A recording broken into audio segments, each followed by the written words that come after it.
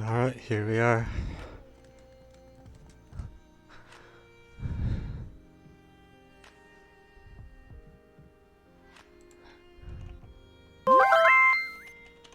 Okay, well, there's the USAMO 96. As always.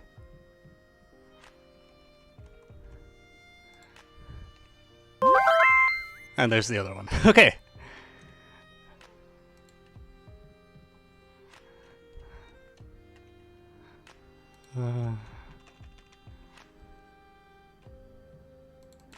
Ah, man.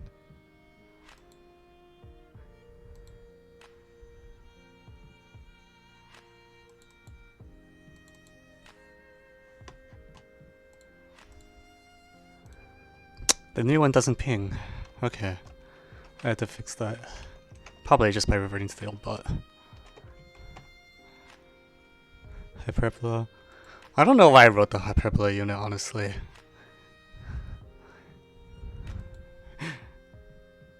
It's a pretty silly unit.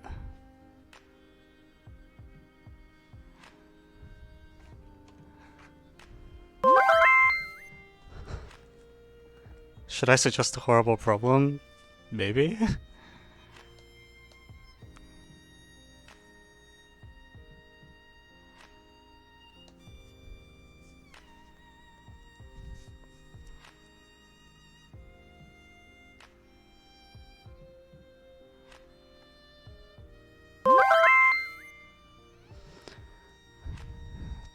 Centro, okay.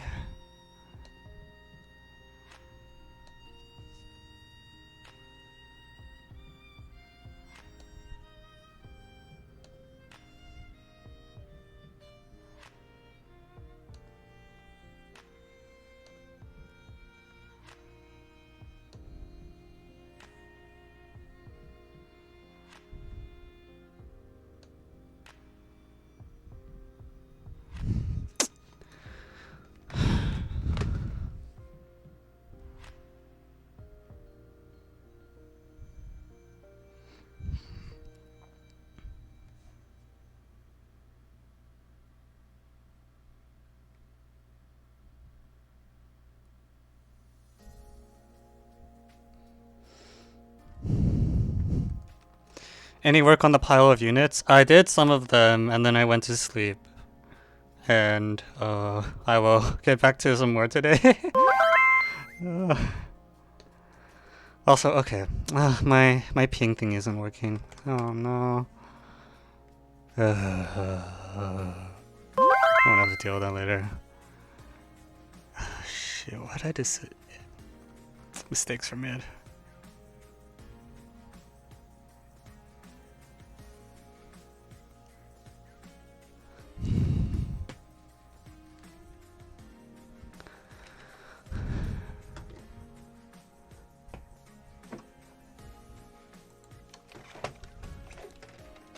Live. Oh my god. How many requests has that been? Jesus Christ. Oh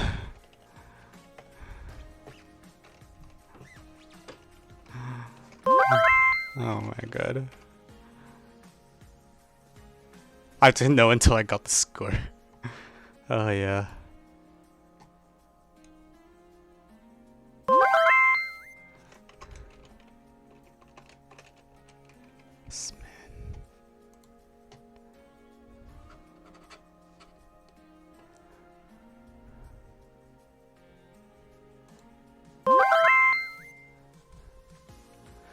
Jesus Christ, there are 18 requests. Oh,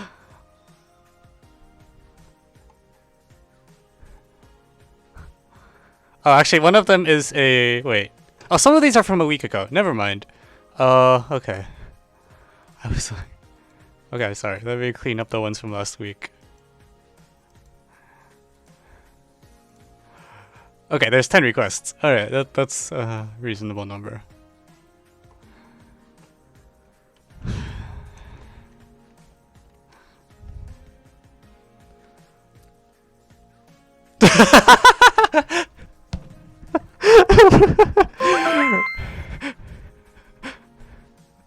It's good that you can drag your parents into something like that. I don't think I could drag my parents into doing Mop Hunt with me. Oh man.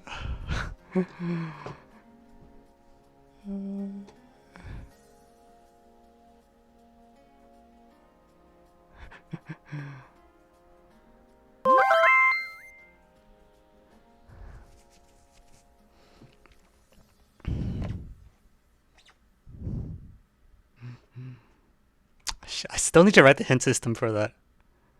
I'm so far behind on Otis stuff. I haven't written the hint system on the new Mop Hunt website. Did I not do 2020 A6? Probably not, honestly. I didn't get to do a lot of the 2020 shortlist. Oh my lord. Oh,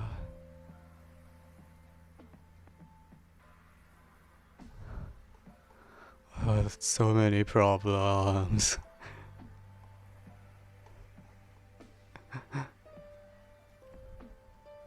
Spoilers.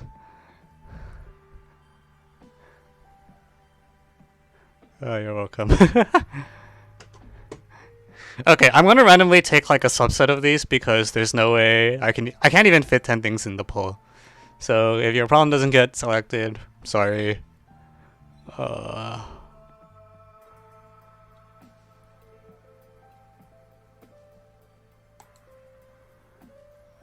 What do I not want to do?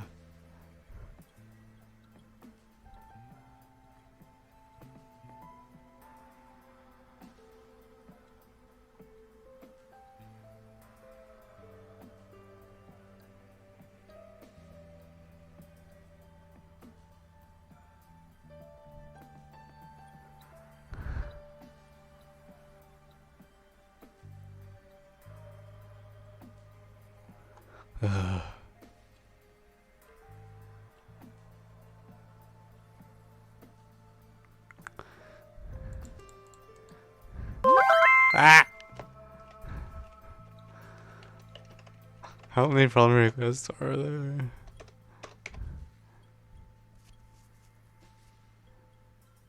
That's a geo, okay. Alright, I'm just gonna randomly delete 2 more problems. So how's it go? Seek 1 through 12, sort dash capital R. 10. Okay.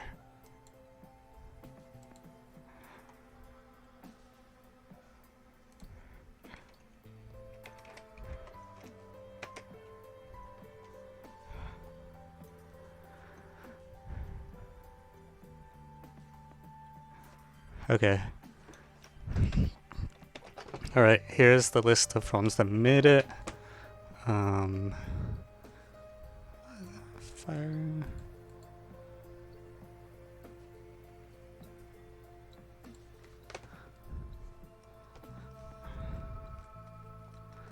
Palma. Vote. So let's see. USAMO 1996-3, USAMO 1996-4, Centro 2021.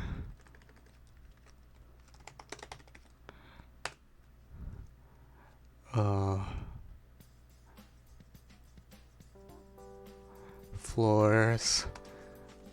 Geo Japan 2018. Crap, that's a typo. KoMaL A775. OINC 2021. KoMaL A700. Where's the last one from? Okay, whatever. There's just students on exam.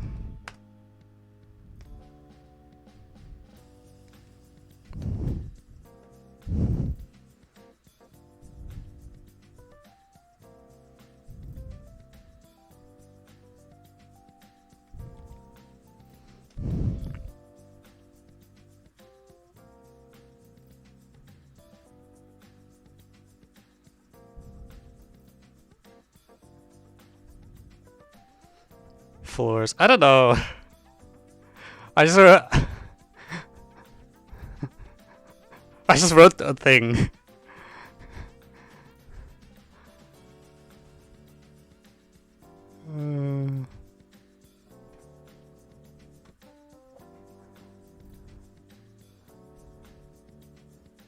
Oi.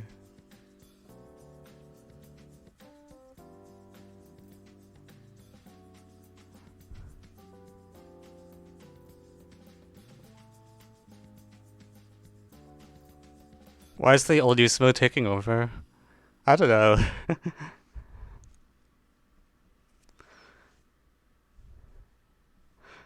I feel like the old USAMO problem has been floating around for a while. And it shouldn't... I'm hoping it's not that bad. Alright. Okay, what if I make the whole thing a giant tie?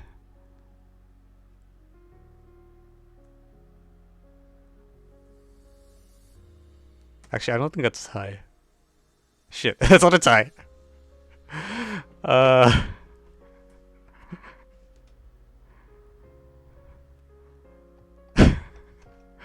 Okay, I misjudged things. Alright.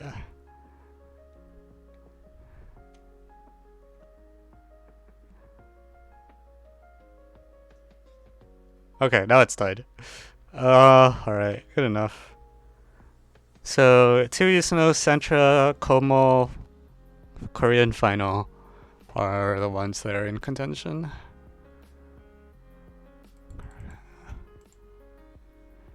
I return this one. Turn that one. Turn that.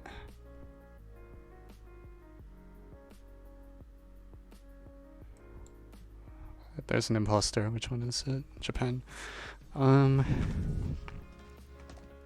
Okay, that's our lineup. Thanks for playing.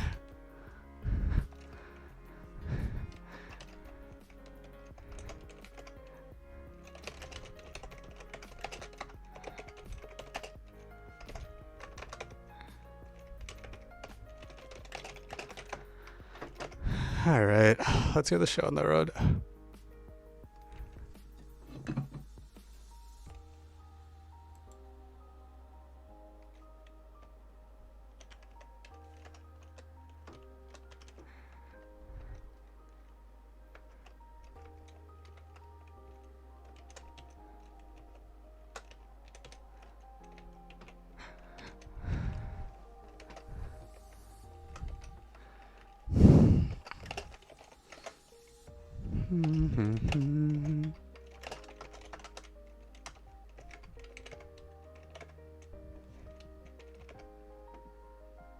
Oh, this is not Ranger yet. Alright, this is fine. I tried. I think Cosmic Express doesn't run on the computer that I have at home. The one I have at home is a lot worse than the one I have in Boston. So I'll have to... I'll play it again eventually, but I probably have to wait until I'm back in Massachusetts in like September. So in a couple weeks? In like 3 weeks, actually.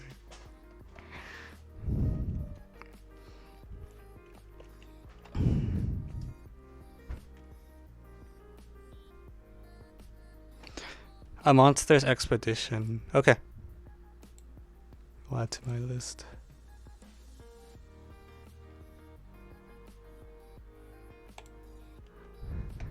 Yeah. So my queue of things to play when I'm back in Boston is like Mini Motorways, play more Cosmic Express. What else? Oh yeah. Also like Celeste, Sunblaze, Hollow Knight. Oh yeah, I haven't played in a while.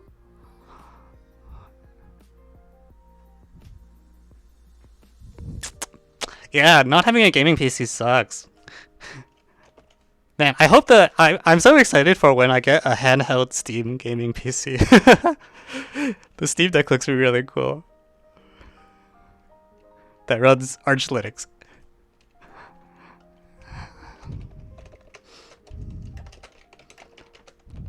Then I can just play Steam games whenever.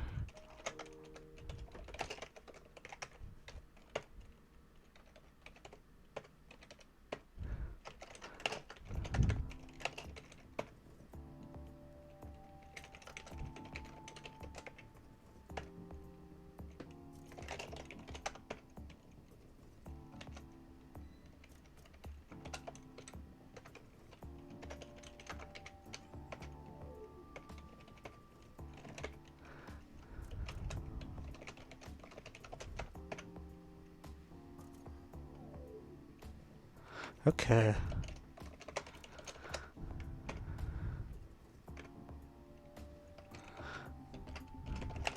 Okay, so I just have to pick an order on the problems. Oh, USAMO. Finals, Korea, Geo.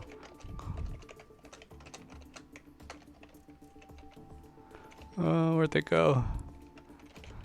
Let's do the USAMO 1, 2 first. USAMO 4 and USAMO 3.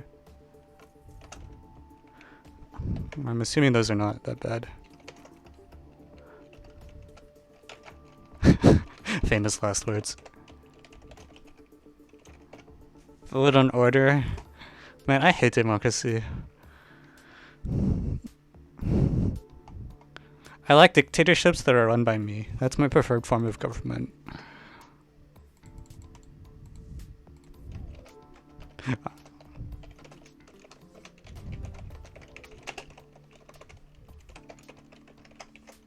Yeah, democracies where Evan gets 1,000 votes.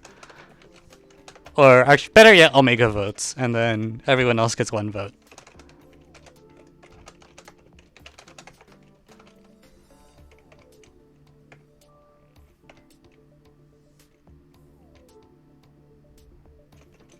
What is this USAMO for?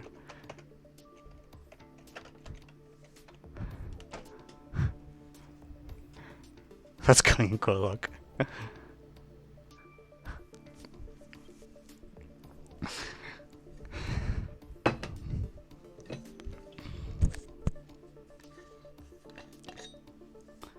Okay. Shoot. This is not USAMO 19,996. That is not the correct year. I do not know USAMO problems that far in advance, contrary to popular belief.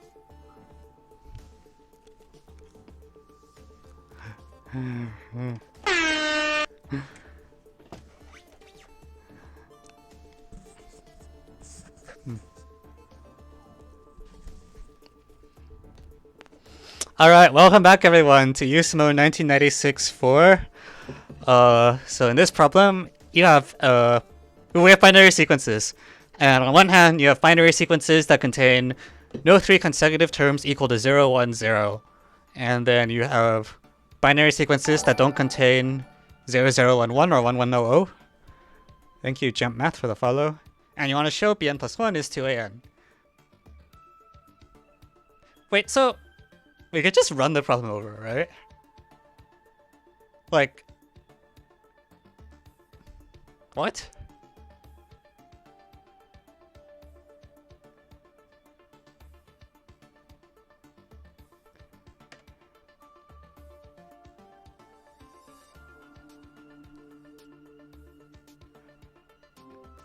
What?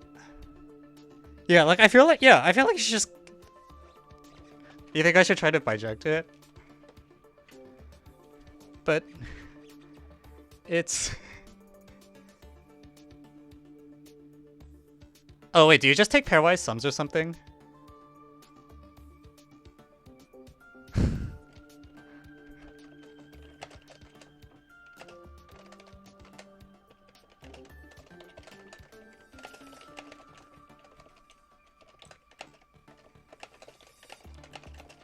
Like,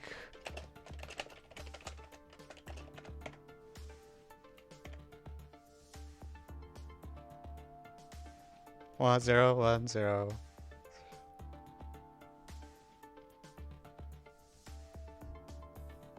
This is 2 to 1. All right, we did it.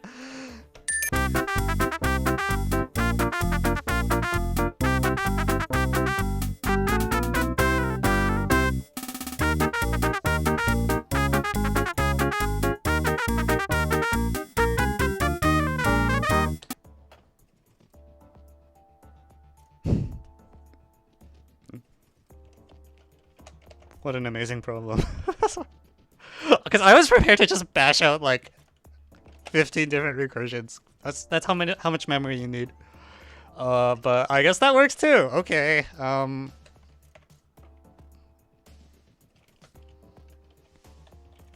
right. From sequences of the letter form to sequences of the first form by that. It is 2, 2, 1, the end. A1 valley when? Why do you want an A1 valley? It's not like you're gonna get good problems out of it.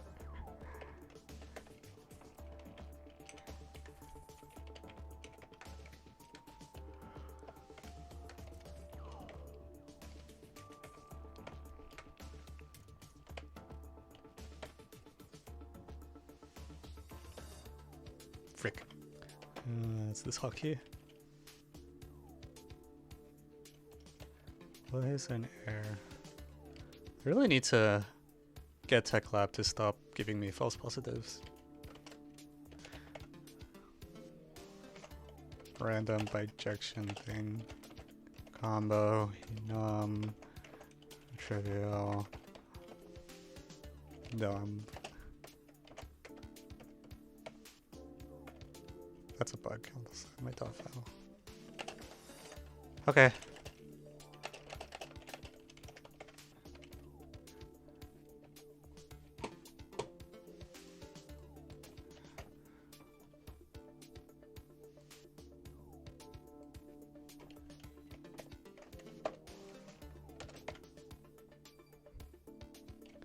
All right, moving on.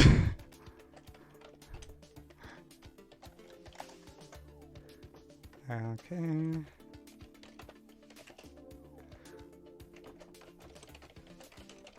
1986-3.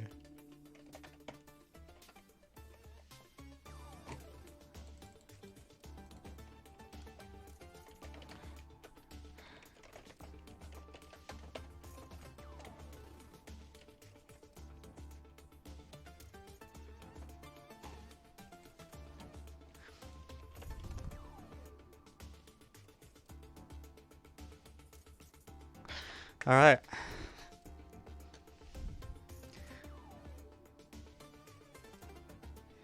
I did charisma, but I already had that covered. I mean, what did you expect? Like it.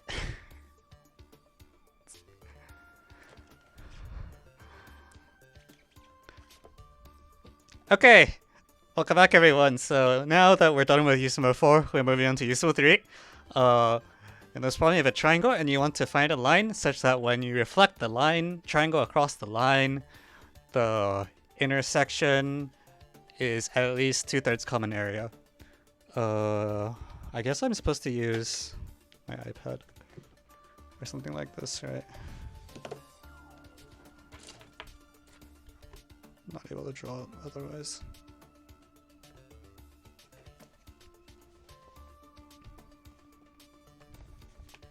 Alright, let's boot up the whatevers.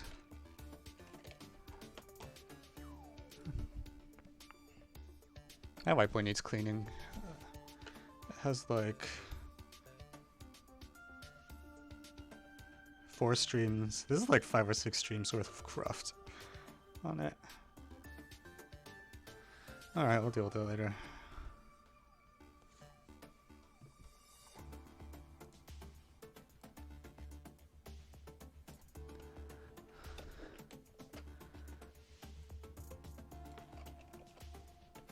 Okay. Wow. That is a very strange effect. Not what we were going for. Let's try that one. Okay, cool. That is more like what I was going for.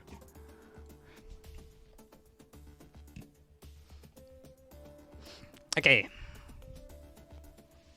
Am I in the right place? I think I'm in the wrong place. I think I want to be... Ha, it's me. I'm over here. Alright, USAMO 3.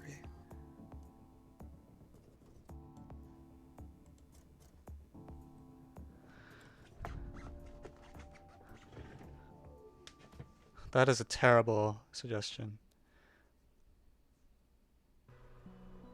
Okay, so...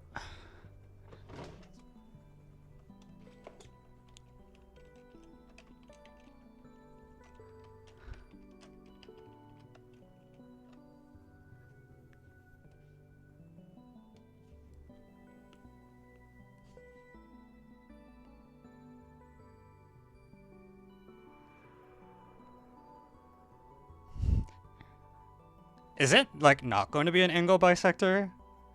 Like, I feel like it'd be kind of silly if you're just supposed to take the angle bisector, but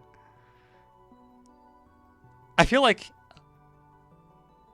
you might be able to prove that if a line works, then the angle bisector does better. I'm not 100% sure there.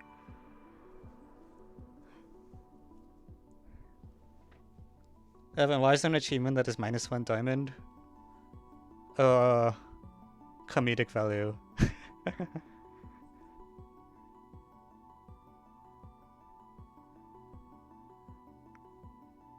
Oh yeah, integer overflow. Oh, actually, I should make sure check that. It might cause a problem if you have a negative amount of diamonds, because I take square root.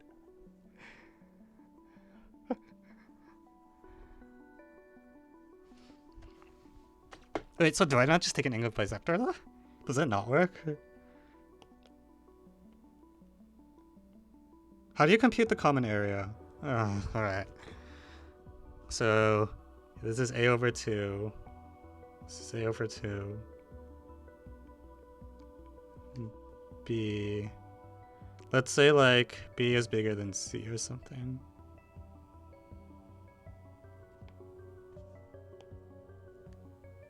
So the common area is, like, twice this thing?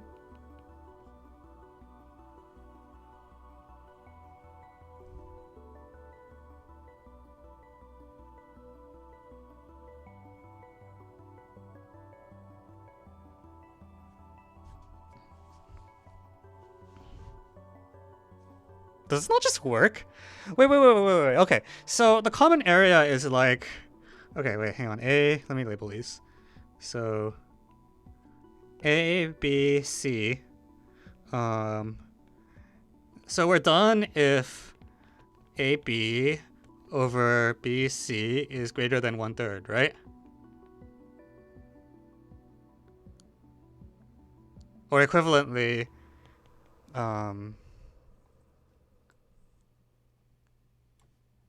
wait, I'm really confused.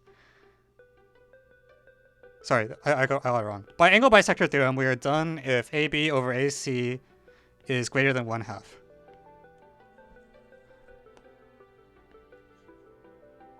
So the only way you fail is if every side length is at least double the side length after it. So like a 1, 2, 4 triangle would fail, but this is like not actually a triangle because of the triangle inequality. Is that it?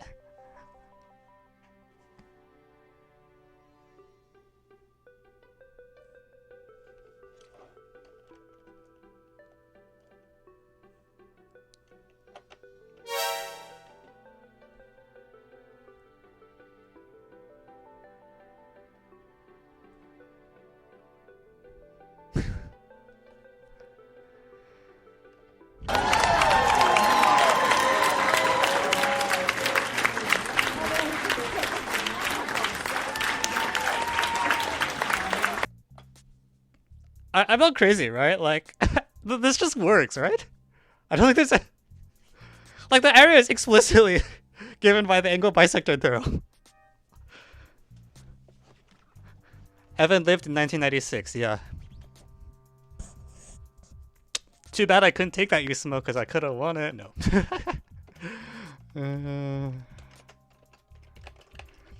I probably could not have won the USAMO in 1986.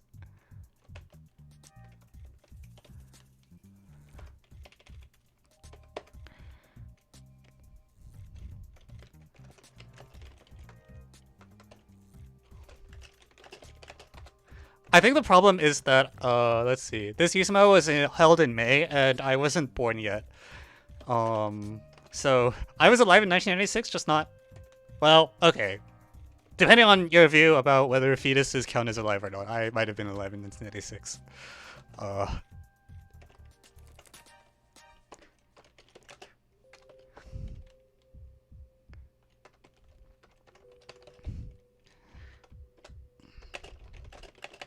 Okay.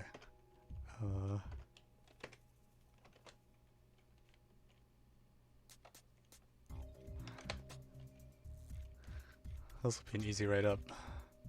That's a nice thing too. Is a triangle where, let's say, like AB less than A over AC is great between 1/2 and 1, then the angle A bisector works.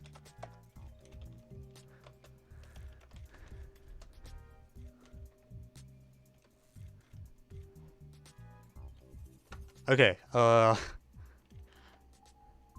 let the angle A bisector meet BC at D. The overlapped area is 2 times the area of ABD, and ABD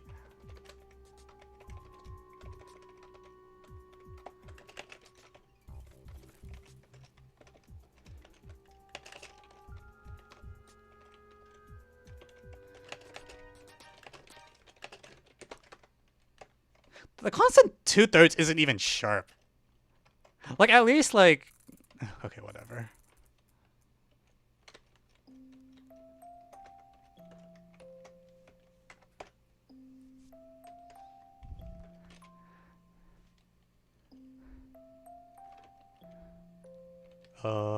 Wait, what did I screw up?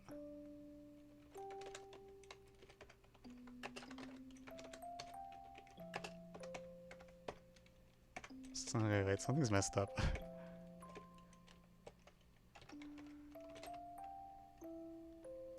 What do you mean and oh, somehow it yeeted the proof line.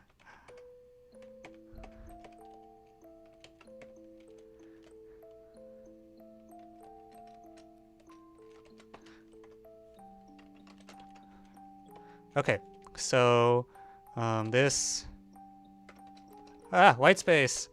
I hate trolling white space. Solves the problem.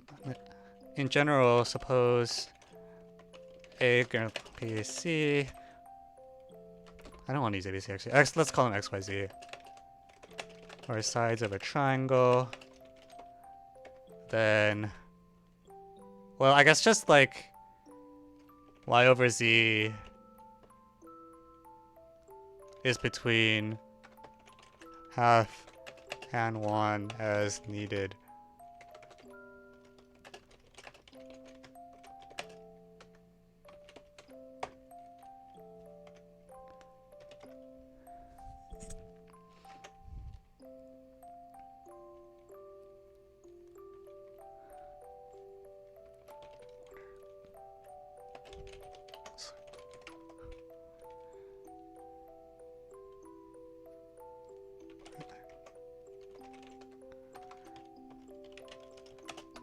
What is the optimal constant? It should be... Oh, actually, then I don't know. For this particular proof, the optimal constant is like a golden ratio type thing. You have like a 1 phi squared-ish triangle. That's degenerate, but something that approaches it, I think...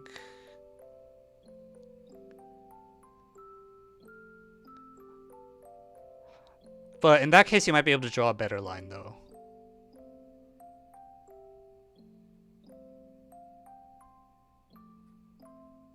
Yeah, I don't know. I feel like angle bisectors should be like pretty close to optimal. But that sounds more annoying to prove. I'd have to think about that.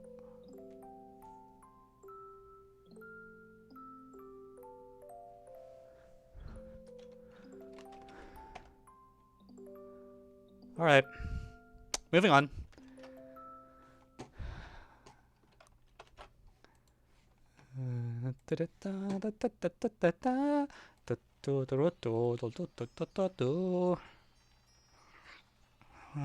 I guess I'm doing Centro next.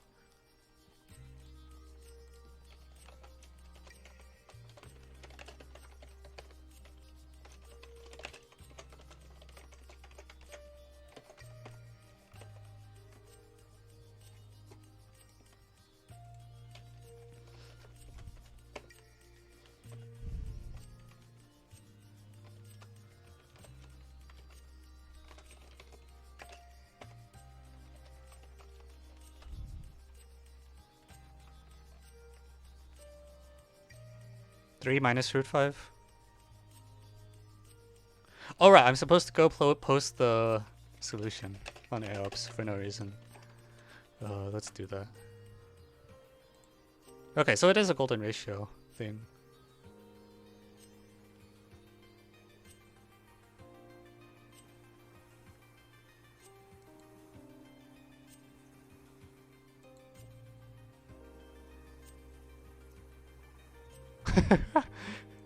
Victor forgot the angle bisector theorem existed. uh.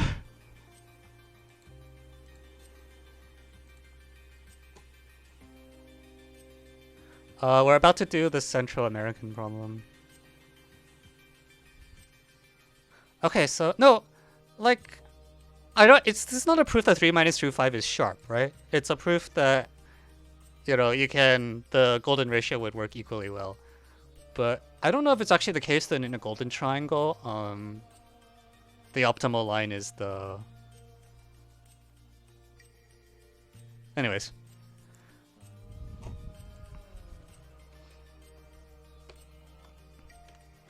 Are you a mod of Centro competitions? Probably not. I can check. I want to say no, but honestly, I have no idea how the permission system works. Oh, never mind. Apparently I'm a moderator for Centro. Okay, never mind. Did you make it already? Oh, let me just check. 2021.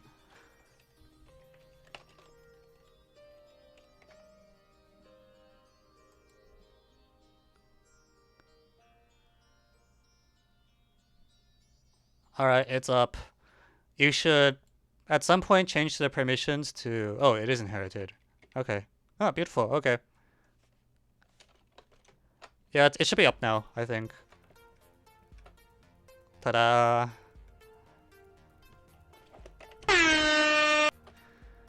Alright.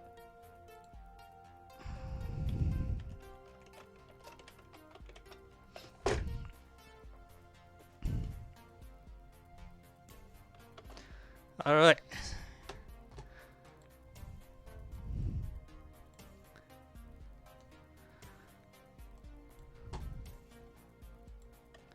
Okay, welcome back. So, next up we have a problem from the 2021 Central American Olympiad.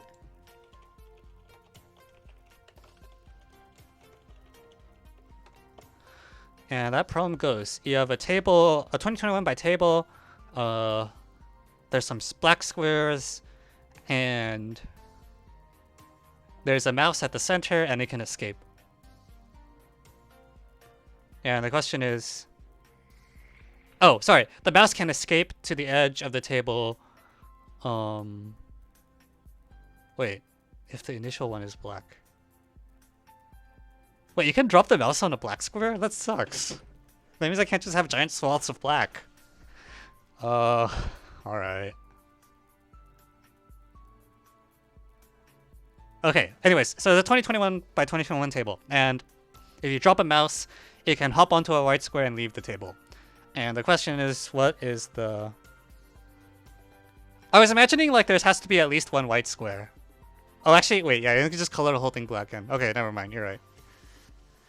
Okay, yeah, fine. Yeah, okay, so...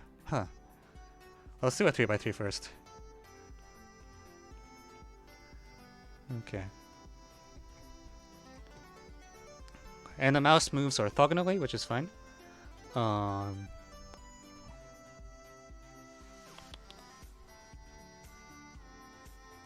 So I think already the black squares can't be that dense though, right? Because you have this condition now that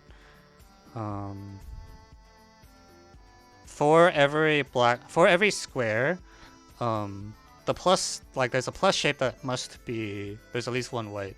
So for every square, like there has to be at least one white square among these four, which should already tell us something. I'm not sure exactly what.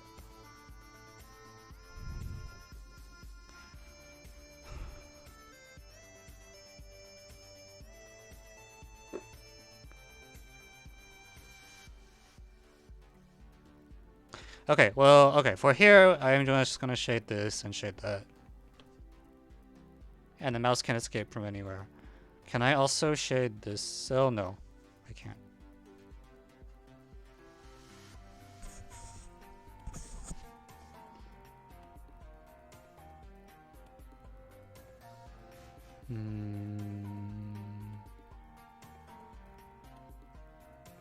You gonna shade the middle cell?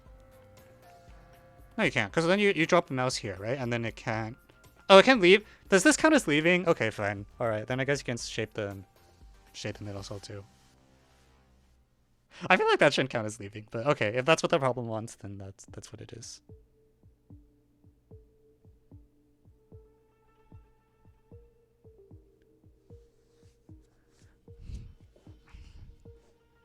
Also, that's not a mouse, that's a person.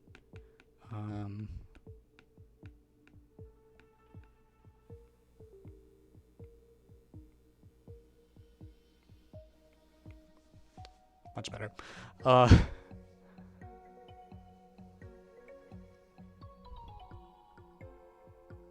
Yeah, okay, so I can do an H shape here, and this is best possible because this cell needs at least one white, and this cell needs at least one white. Here. No, wait, what am I talking about? This doesn't need at least one white because this can escape automatically. So...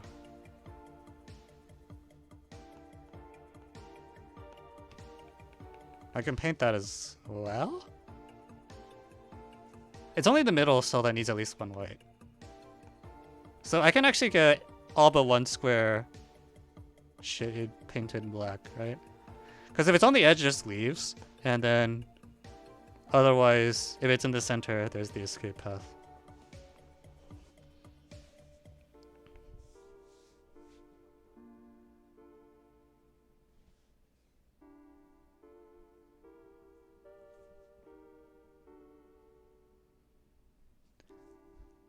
Okay. Okay. So actually, the n equals 3 case is a really bad case to look at, I think, because everything is way too close to the edge.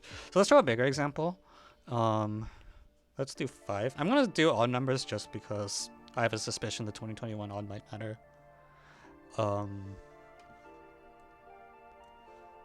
Doesn't hurt because the examples don't grow that quickly. Okay, so I think my strategy very broadly is for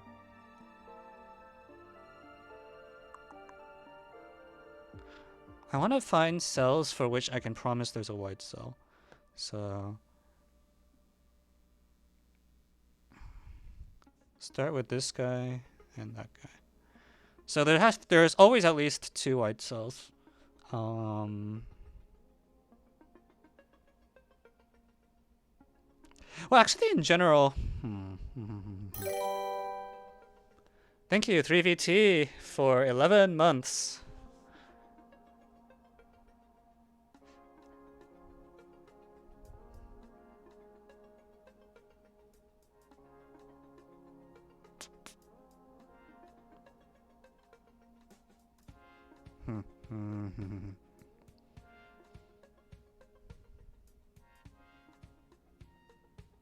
No, this sucks. I don't want to. This is too brittle.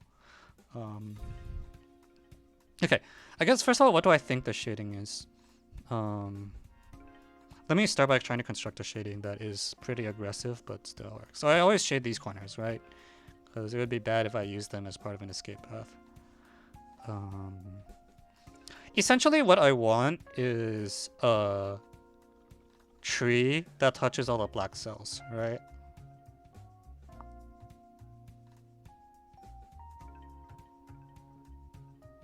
Well, sorry, a tree that touches all the black cells that are not inside here. Or, sorry, forest, I don't know. But I feel like this square inside is a little different. So, let's say from the center, there has to be a path out, at least. So, there's some path of length at least 2. So, let's say... Here is an escape. Maybe we call that the center, I don't know.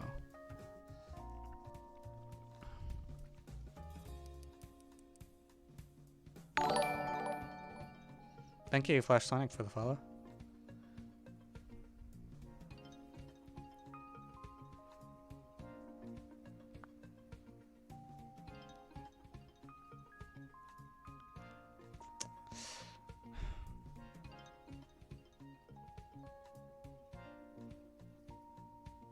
I feel like this case is also too small. The 5 might be too small as well, right?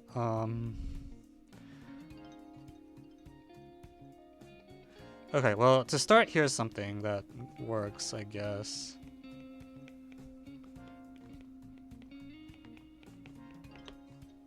I guess that works. It's not that elegant, though. I think I'd rather, but okay, I can improve this because I can take this and replace it with that. Actually, I might as well block this cell. Right, so if you're in this column, you evacuate to the left. If you're in this column, you move to the right and leave. Okay, so I can get like 20. Can I do better than that?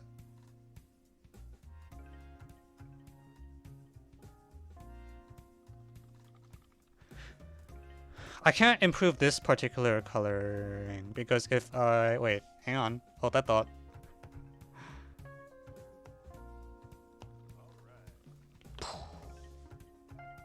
That's okay, right?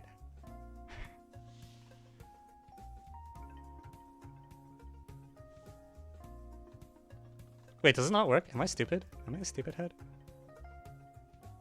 Mice can start in black.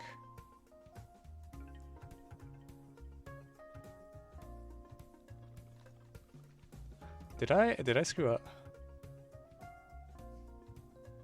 It can walk in a straight line. Oh. Oh no.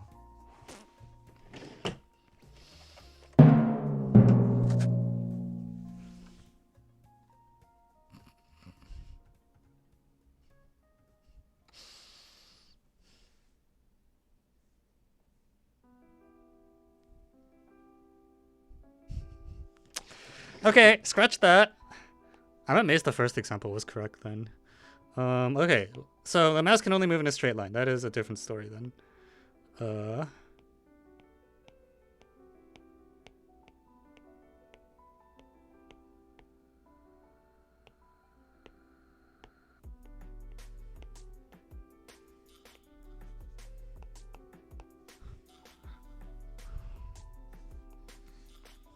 Okay, so it can still on this the border, the mouse can kind of do whatever. I guess that means.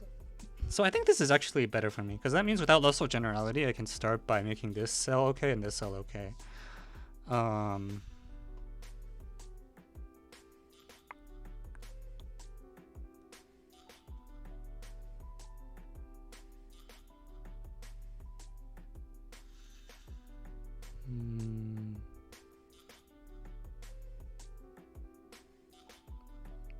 So starting from any particular cell, there's like some number of directions you can go.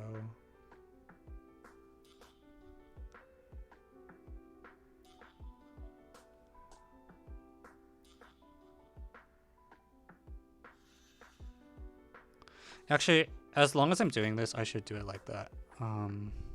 So I'm not promised this cell is black yet, but this is a way out.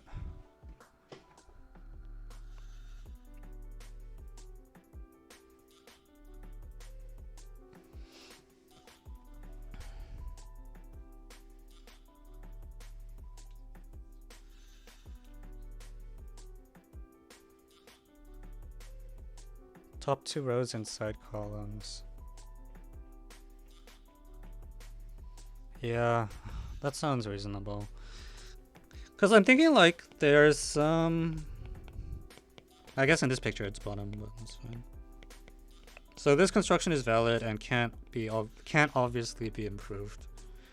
So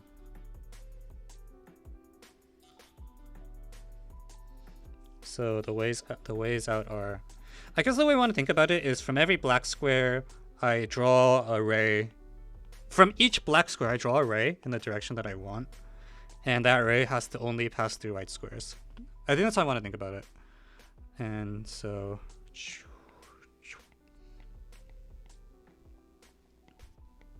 Yeah, I think it's better to do it from the black squares. Because if you're on a white square that's used... well, okay. Maybe you have so few black squares that... I don't think that should happen, though.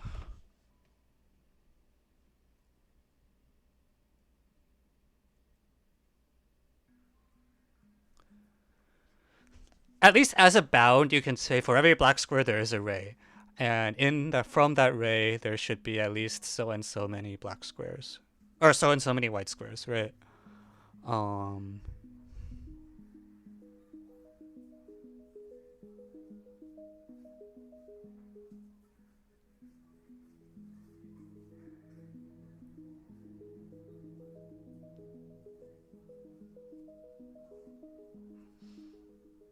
I feel like this should just kind of work.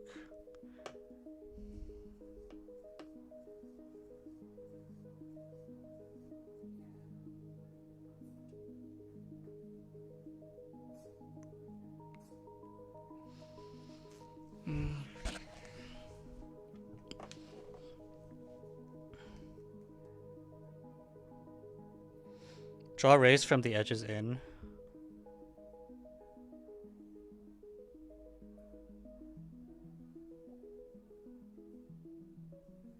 Does it matter?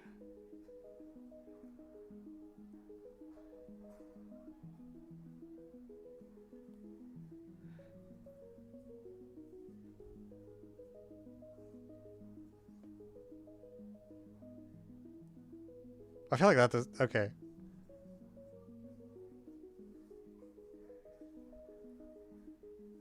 Yeah. Oh, I see. Okay, so the point is that the arrows don't re-hit a square, and also it's clearly impossible to get non-corn. Okay, you're saying I should draw a second ray out of the corner squares. Is that right? No, that seems weird. Ugh. Okay, that's why you want to flip it the other way.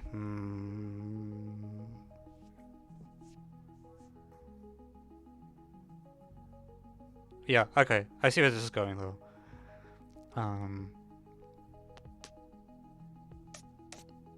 Just ignore corners. Just ignore corners for now.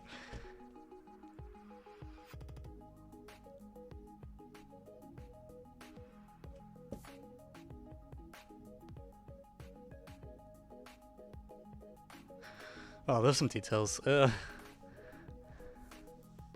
What is bottom right? It was my failed attempt to do IMO 2 from like 3 weeks ago. Yeah, the rays... I mean, the rays could, in principle, intersect. It would just not... It would just be kind of bad if they did. Like, I could have a suboptimal construction that looks like this, and have this ray go like that instead. And then it intersect. But I think the point is to look at the perimeter. Like, you can't have two rays that both hit the same, like, wall. These things. That's what we're counting based off of. So, you automatically get a bound of the number of wall thingies. And there's also a claim that you shouldn't be able to hit both this wall and this wall, I think.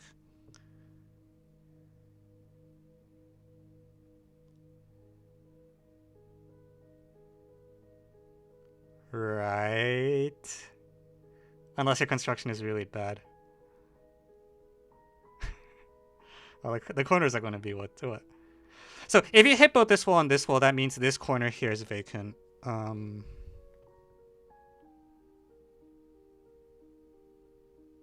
No, but it's bad because, like...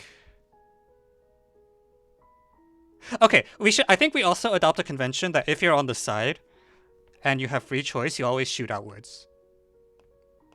That's something you can do. So if you're on the border, always shoot outwards. And if you manage to hit both this wall and this wall, that means that that's not possible because we have a convention you always shoot outwards. And if you're a corner, it doesn't matter what you do. Okay, so I'll do it.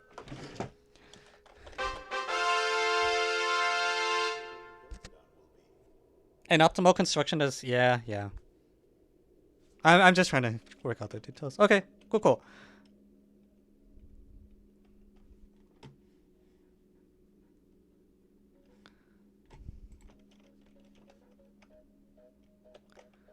Alright, let's do the write-up. We're on a roll today. I think after this, there's a geo from Korea, and then there's a problem from KoMaL. And if we... I don't know. We'll see. This is a cute problem.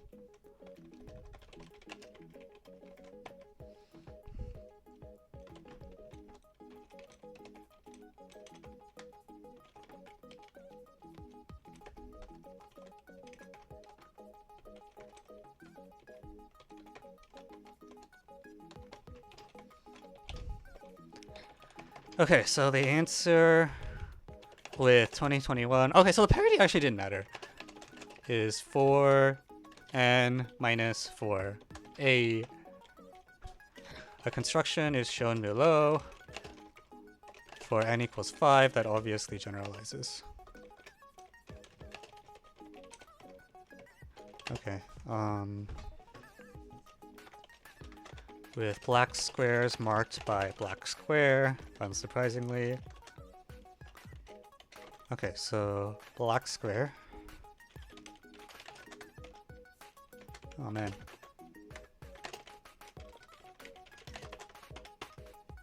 I love him. No, you go. Okay. Don't you love him?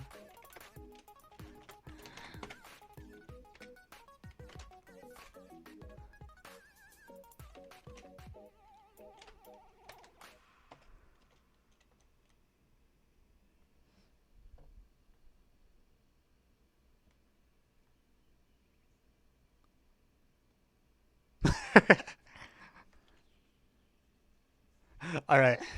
To show this bound is tight, do the following.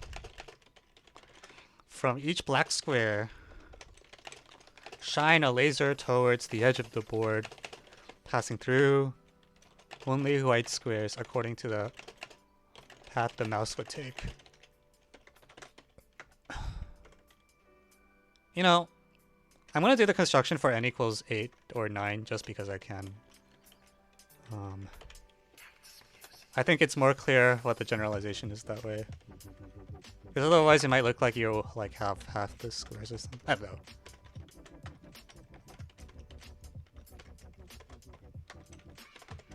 Okay.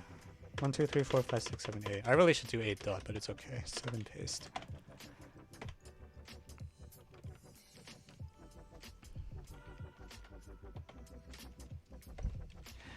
For black squares that are on the edge of the board, we specifically... Why are you so fast? Because Vim is just good. Like, this is the kind of thing that Vim is built for. You can just do things like this, like, instantly. If you want to paste a line 7 times, you type 7p. Oh, you're talking about solving. Well, I feel like I got lucky with the problems today. Choose to shoot the laser.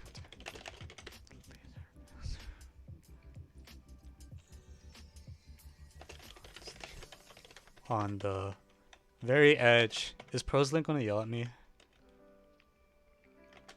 Yeah, very. Apparently you're not supposed to use the word very.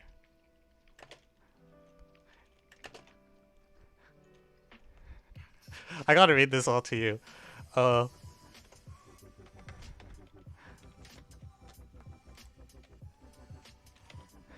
Weasel words dot vary. Substitute damn every time you're inclined to write vary. Your editor will delete it and the writing will be just as it should be.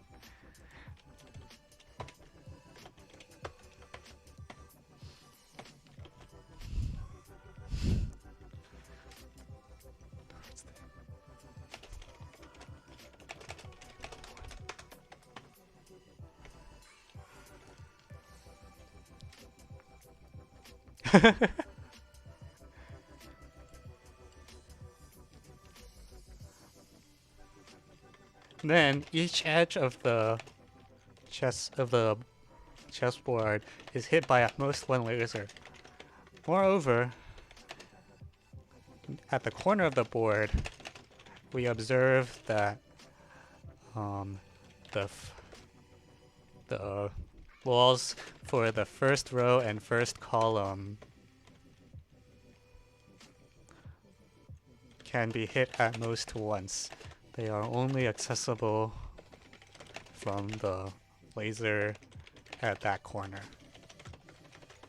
So this implies a bound of 4n minus... I think it's George Orwell. I'm not 100%. Actually, sorry. I'm like 20% sure of that, so I probably just shouldn't say anything. Yeah, that's a really cute problem. It's needed.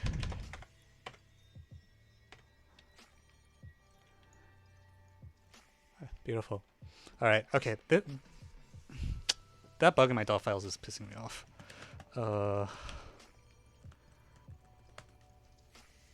I'm gonna fix it now.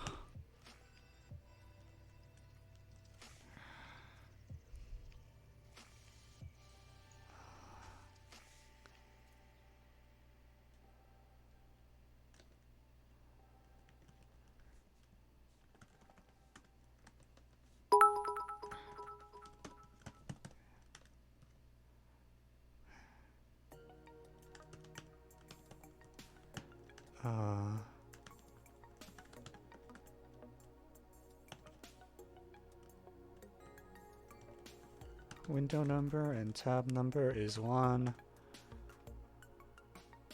Is it buff number?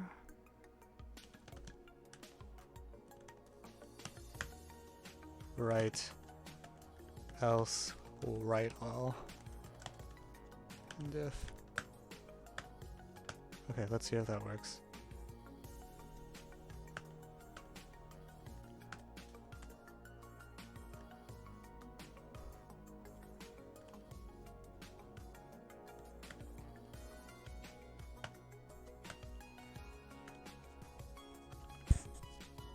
Okay, I think that works.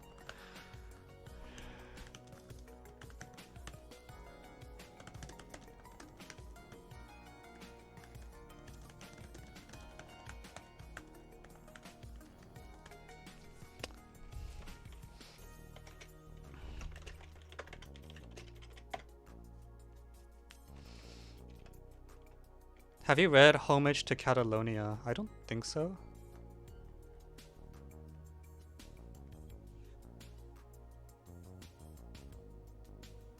Answer is more than a half. What's the wait, what answer to what thing?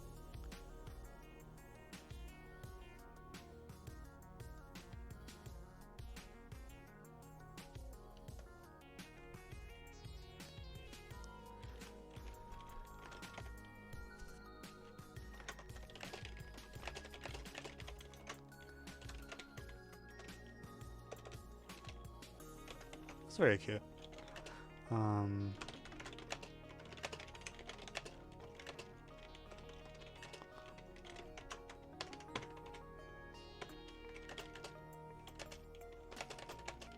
Oh, I see. For the version where you can turn.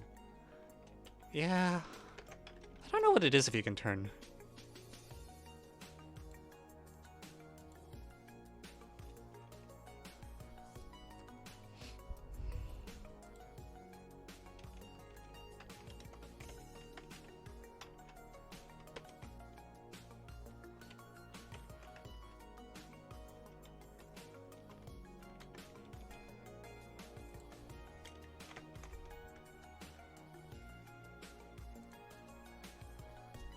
Oh.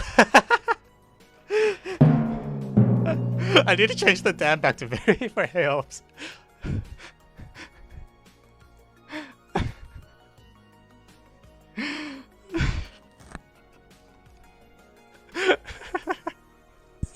Oh, that's hilarious.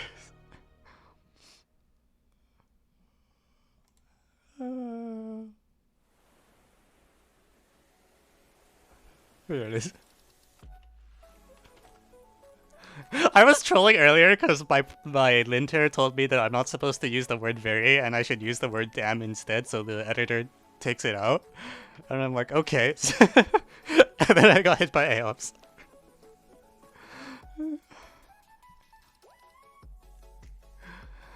Yeah, AOPS is the editor. Oh, that's amazing.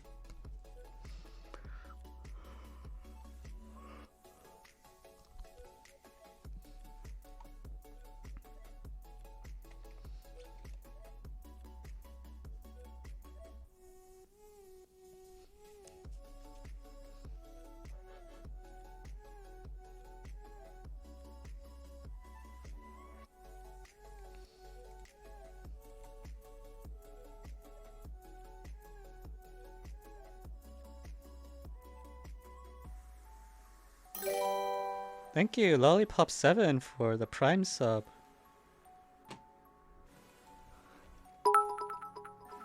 When Otis late ups. Thank you for 1 bit, eventually. Lasers DCX? I mean, it's basically the Arrows unit, honestly.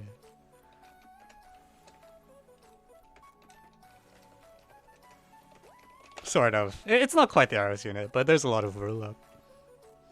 Hi, I'm No here. What is the main subject of the stream? This is a stream where I... Okay, let me introduce myself.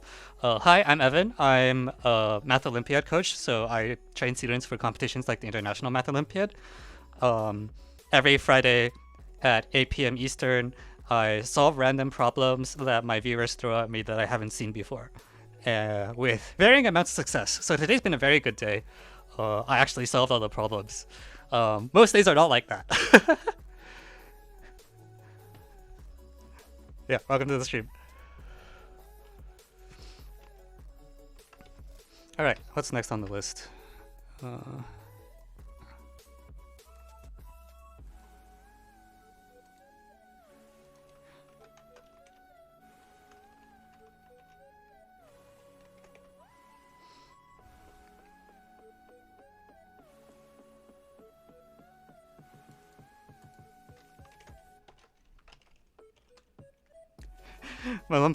Math Olympiad coaches don't get enough recognition. Also, there's not very many of them.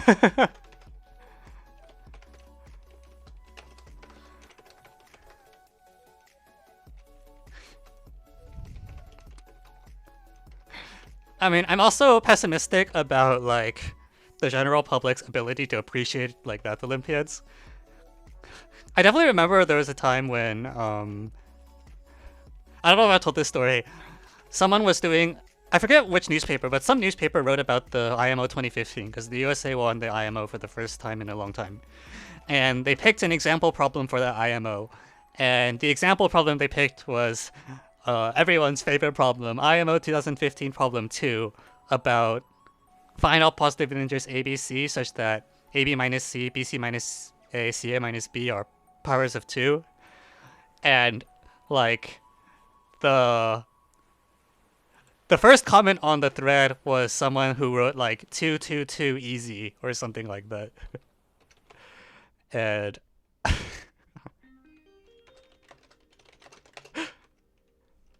can you suggest a problem? Problem suggestions usually come at the start of the stream. So it's like at the very start of the stream, I'll have a period where people send in problems and people vote on which ones they want to do. If you send a problem now, I might look at it, but I only get to like 4 or 5 problems if I'm really, really lucky, and typically the stream has like 10 to 15 submissions per stream. So there's actually a lot of demand now. I do not manage to get in all the problems I want. But feel free to throw the problem in, and if it looks interesting, I might do it after this one.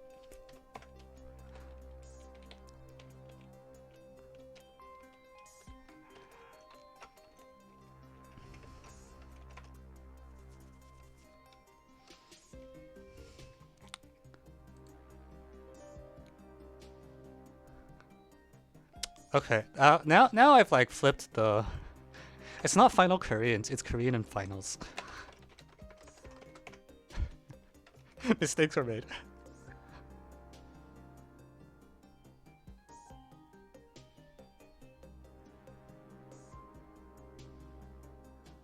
You think that's bad? Go to recent comments on the IMO 1986 number file video. Oh, was there a recent video? Okay, wait, now I want to see this. I am pessimistic, but let's have a laugh. All right. Number file.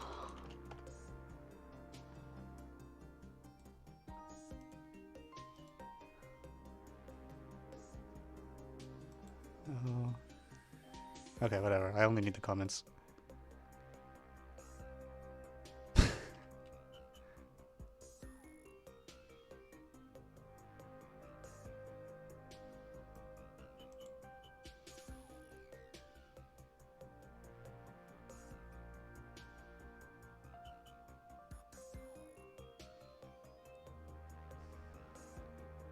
Have you heard of the legend of question 6?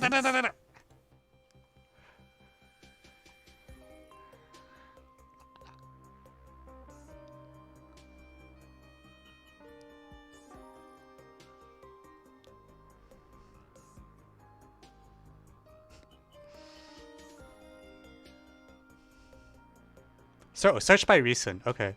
How do I sort by newest first?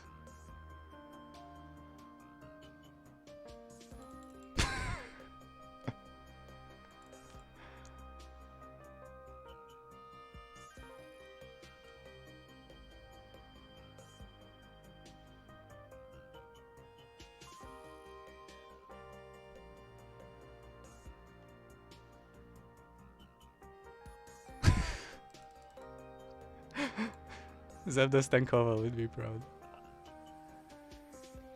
Zebda got it in about that long, I think.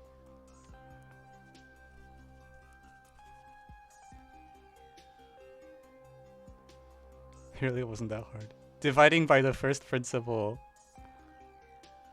Oh lord. 8/5 is not a square.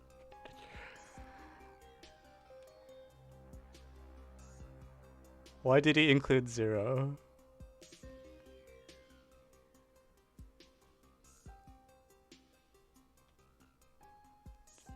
The question becomes wrong. Alright. You know, I used to tell myself that I was concerned that like people didn't know what quantifiers are, like for all and exists, but maybe I should be worried about people who don't know what the word if means. Sounds like we have that issue too. Alright, let's get back on it.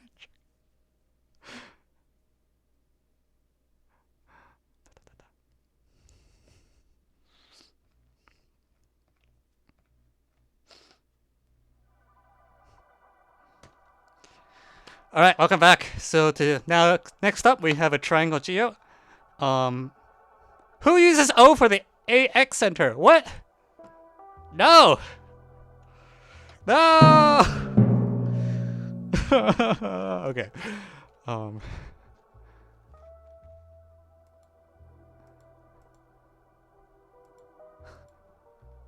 so sad. Alright, well, alright. Alright, well, we'll just start, alright? Let's make the triangle.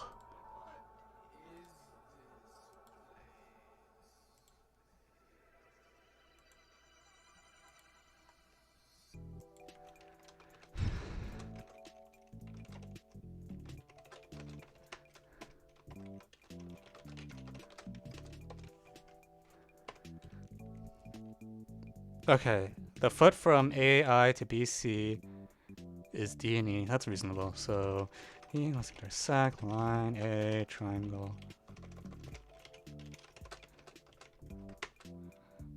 4. BC.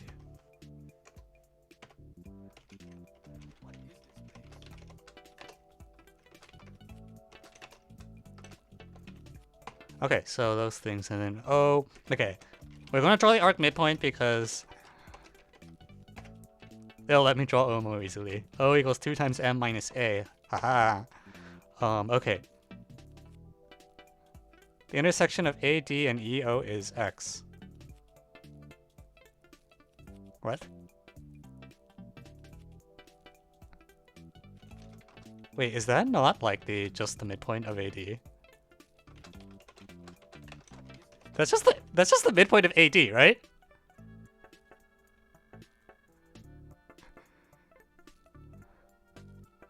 Okay, can I delete O now? I can just delete O now, right? Alright, sounds good! Oh, frick.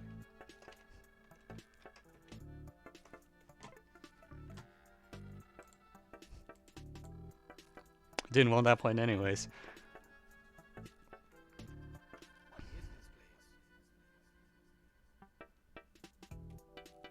Show that okay, wait. So the circumcircle of BXC is P. Okay, so P equals triangle center A, B, C, 3. and there's an in circle.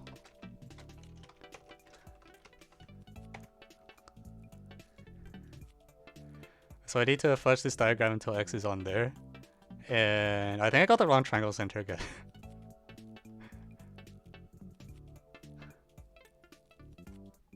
Hang on. Circumcircle. Oh. Oh, circumcircle with BPC. Okay. Nani?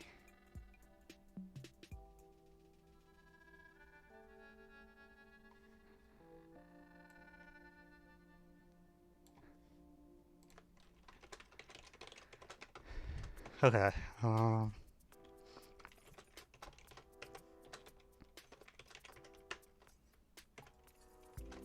Okay, so apparently they are.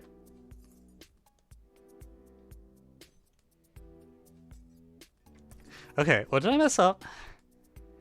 If X is on the in circle, then BPC?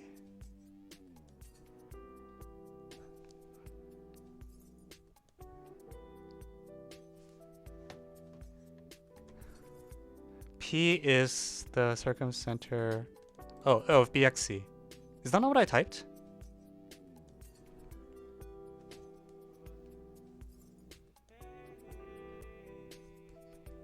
Oh, did I type B? This is called making a typo. Well, there's still not tangent. Okay. Oh, now they are.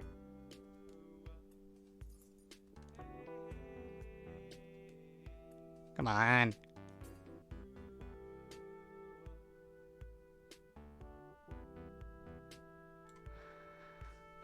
Okay. Alright, I have a diagram now. Wait, also, yeah, wait, that doesn't look right. Hang on. The X circle should not... I'm really clowning. It's like the X circle is not supposed to touch the side of the triangle in 2 points. That's not how X circles work.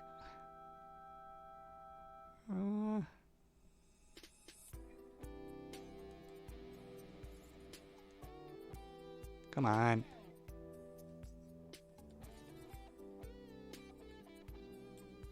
Alright, cool. We have a diagram. So, am I right that line XIP is going to pass through the tangency point? It looks like it, right? Okay, so let's say the midpoint of the altitude lies on the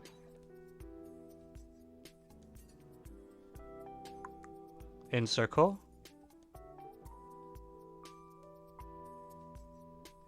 So, okay, here's the first question. Is it clear that XIP are collinear?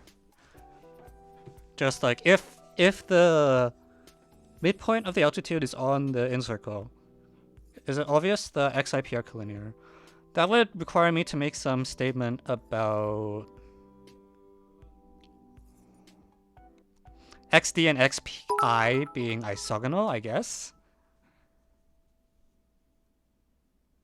Thank you, Namant, for the cheer. XD and XI should be isogonal with respect to BXC, I think. Why is that true?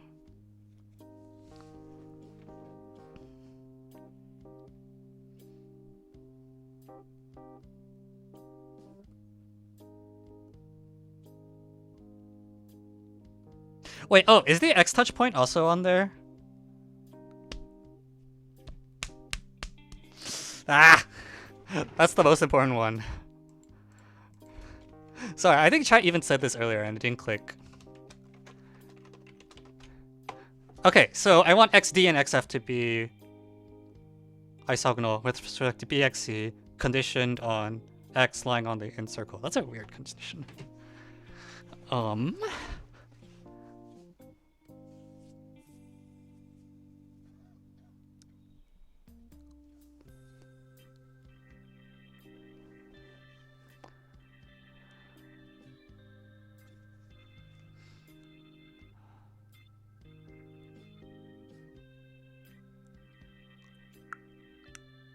So actually, that's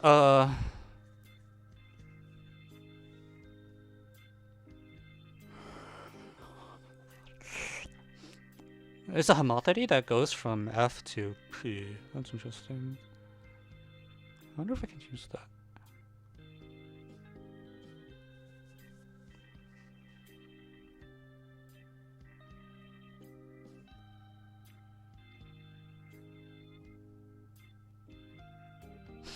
Anyways, okay. Why are XD and XF isogonal? That seems really off to me, actually. If it lies on the in circle. The heck? Is AI equal IM? Oh. That seems like it's a possibility. Probably.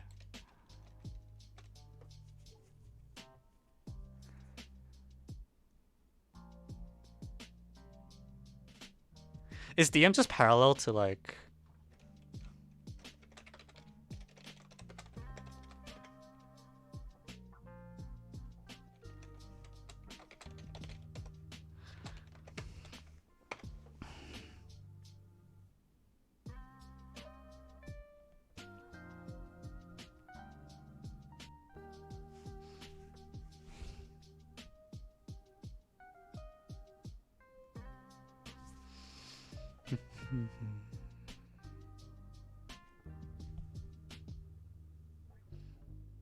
That's true.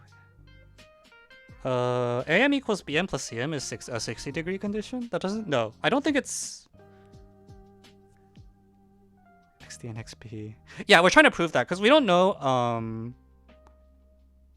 Yeah, XD and XP are isogonal. That's why I'm trying to prove XIF are isogonal. No, wait. Am I a stupid head?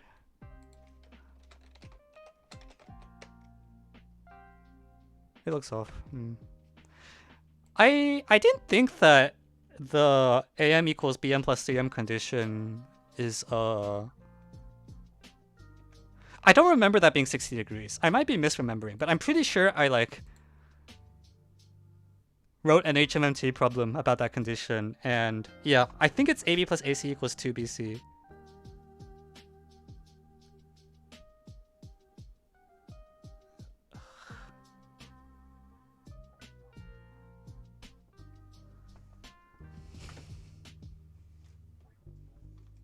Yeah, it might not be true here. It feels like it would feel really good if it was true. But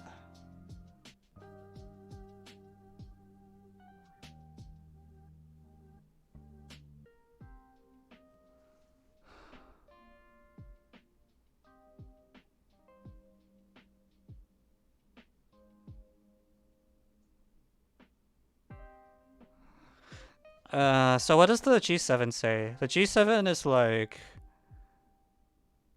BXC is tangent to the in circle. Is that true? That's what the G7 says, right? That the... What's the statement?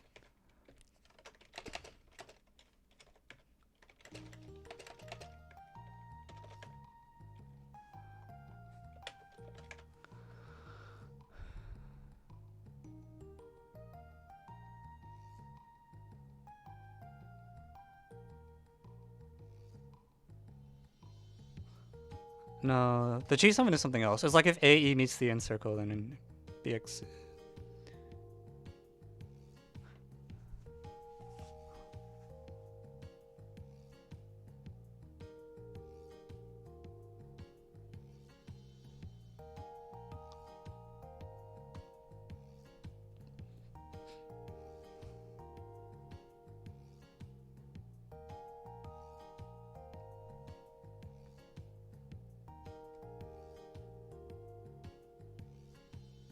No, 2002 G7 is a different point, I think. Right?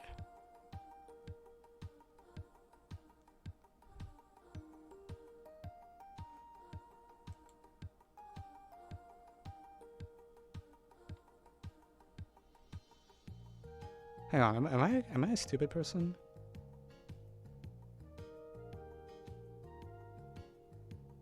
Oh, no, sorry, you're right. Ah, my bad.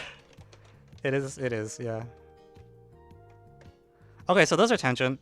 Wonderful. So I guess you do it the other way. So 2002 G7 has an X version.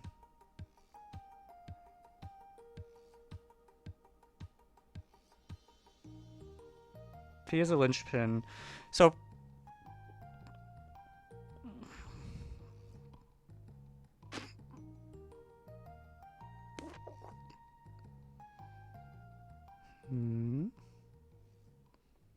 yeah, we should get X is given on the in circle.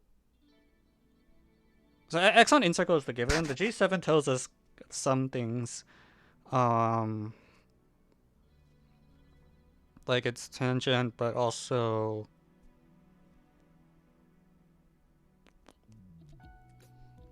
M is the angle bisector, right? And XEM are collinear, blah blah blah. We know XEM collinear actually. I should draw that in. That's probably worth drawing. Wait, they're not? Shoot, it's XEO. My bad.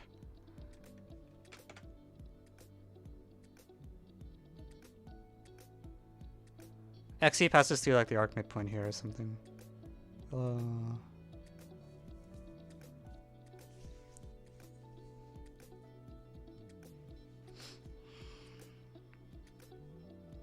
Yeah, it's XEO. That's less worth drawing, I think. Wait, but why are XD and XF? Like, why is P on there? That's the thing that's bugging me.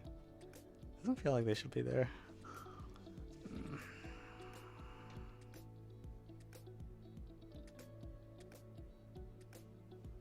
Can I do some like DDIT shit?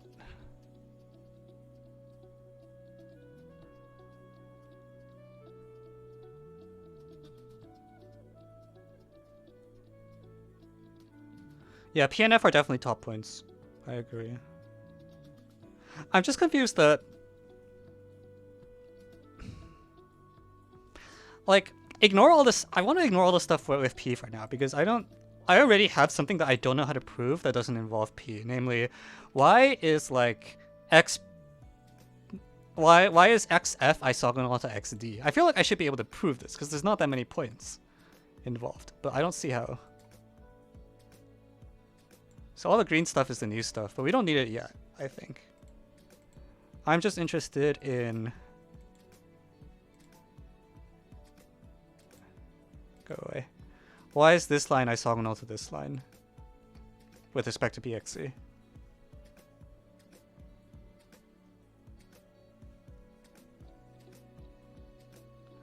Like that comes across as really surprising to me, and I can't see a proof for it.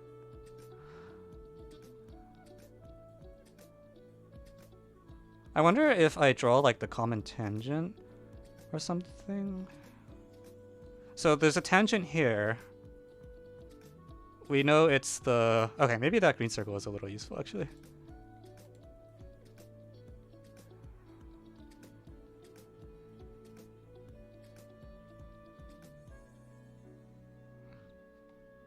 Green circle, this is... There's like a harmonic thingy, right?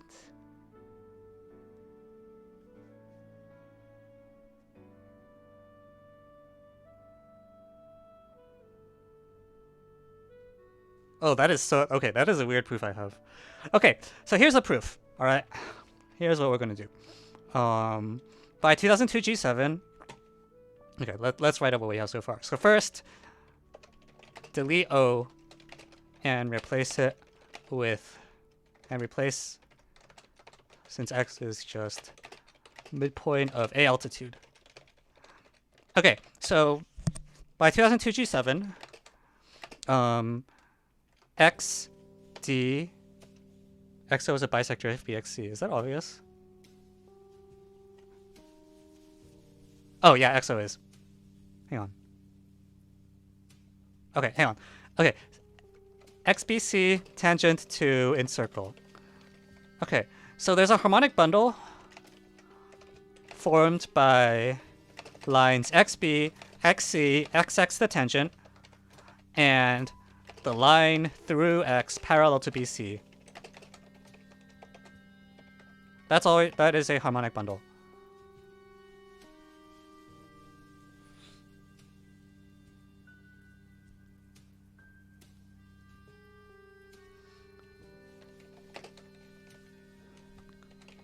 And what we do is we flip the latter two lines. Replace the latter two lines with their perpendiculars, and something should happen. Maybe. Wait. Am I trolling? Is that a true statement? If you have a harmonic bundle and you replace two of the lines with their perpendiculars. Oh, the reason that's always a harmonic bundle is for Simidian reasons, basically.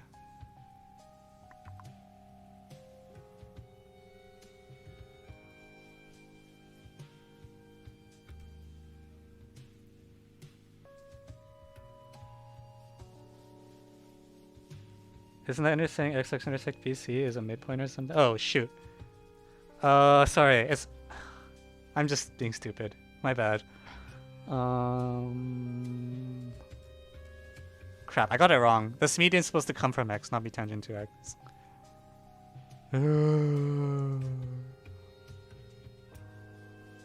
Okay, my bad. This is nonsense.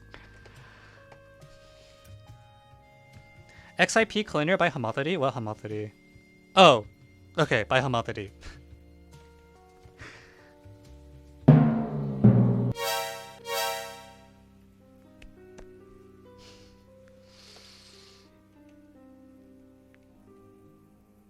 Yes, I agree, by homothenity. I was working so hard to get rid of P because I was like, what? Why is this random circumcenter here? No, I didn't notice this. That's why I was... No.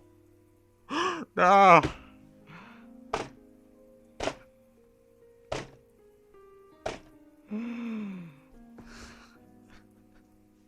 Okay, never mind. It's my...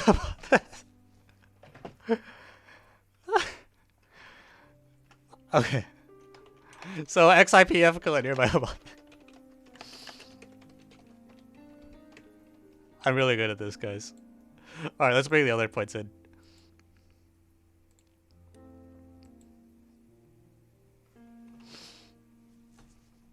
Okay, so all the points we care about are collinear. BBC and P and F are top points. I feel like top points should give us something, but I'm not sure exactly what that something is. How would I get also them to be so XIPF passes through like the positive thing. Why is F on there? XIF are always collinear. This follows by taking a perspective from F or something. It's like a lemma in my book. Basically, you A, M, I, AX center are collinear, and then you project from F, you'll get D, A, X, and the point of infinity along the A altitude. So that's a lemma. Why is F in this line? No, that's the lemma tells you X, I, and F are collinear.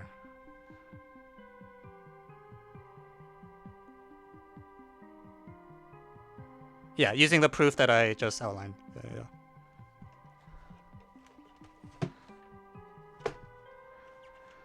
Ah, man, Captain Obvious. It's just homothenity. No! Wow, shame on me. I was just like, we're gonna do DDIT. I'm like, wait, you literally drew the tangent circle. That's embarrassing. This is what knowing too much means.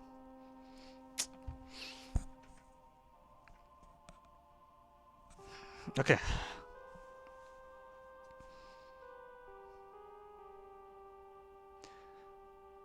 So anyways, there's a positive homothenity that takes P to F.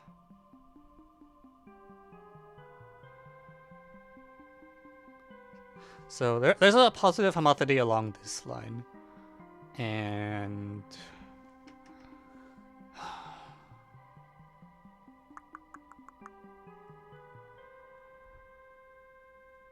I don't know what else. What do I do now? How do I... Don't we just need to prove BIT is equal to CIT? Where T is the... Wait, what?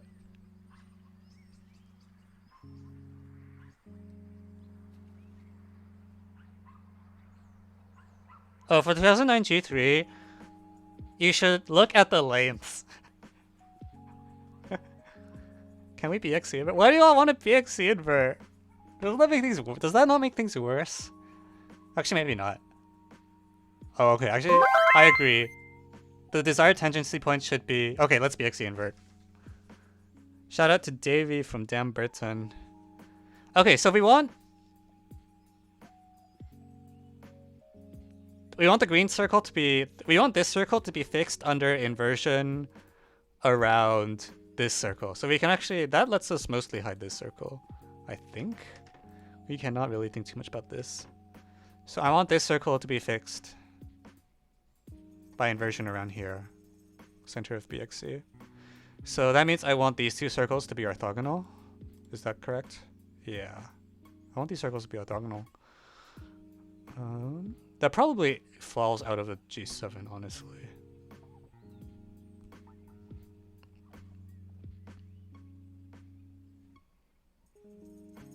Okay, I think this, yeah, I think that's the better approach because that lets us ignore the circle.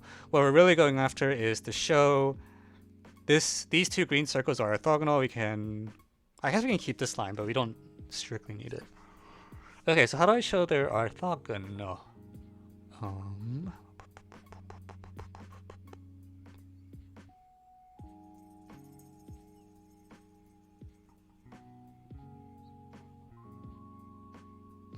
Well, then I need to show...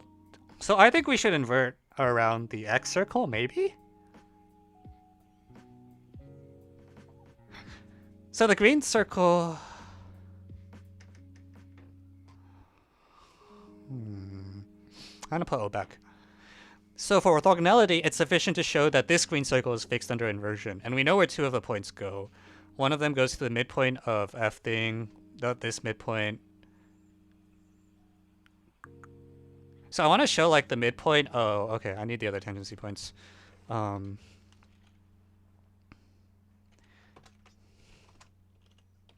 Yeah, honestly, I'm not a big inversion person either. I only use it when it's screaming at me, which apparently it was not here. A, B.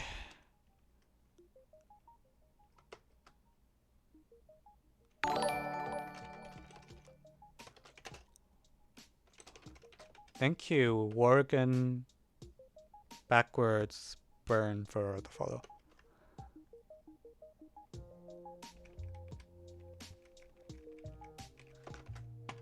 Okay. So if I'm right, then the midpoint of segment FU... Great point names.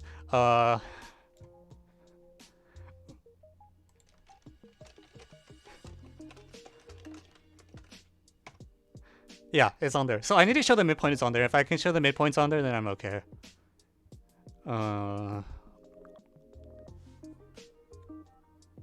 This feels like it should be easy. I always say that and then I don't know how to prove it. Well, don't follow my example. Yeah, use the other tangency point. Honestly, given there's only two of them, I could probably call them S and T. Yeah, so I need to show that N lies on green circle.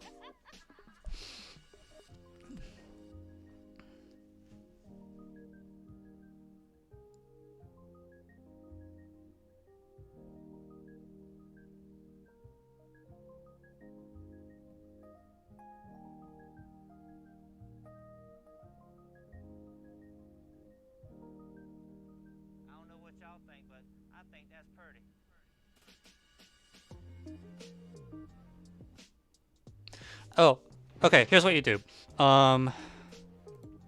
Die. We don't need FU. We're gonna let N be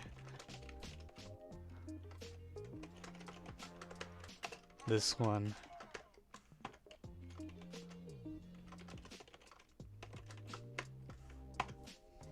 Ta-da.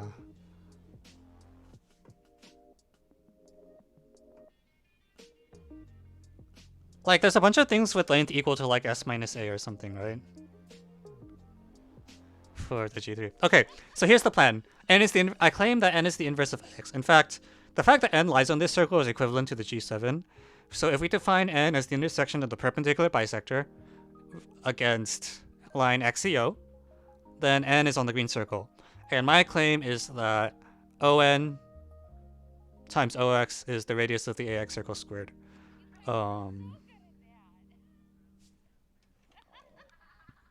That's probably also in the G7, honestly.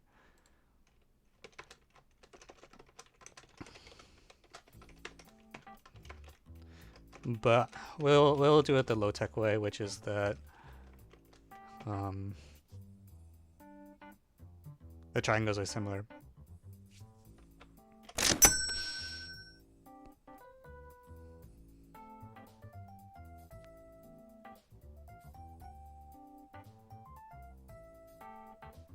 Yeah, we just used 2002 G7.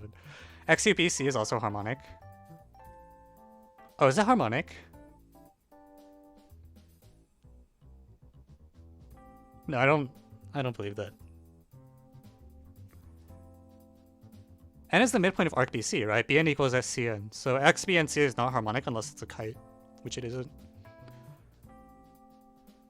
Oh, the old end.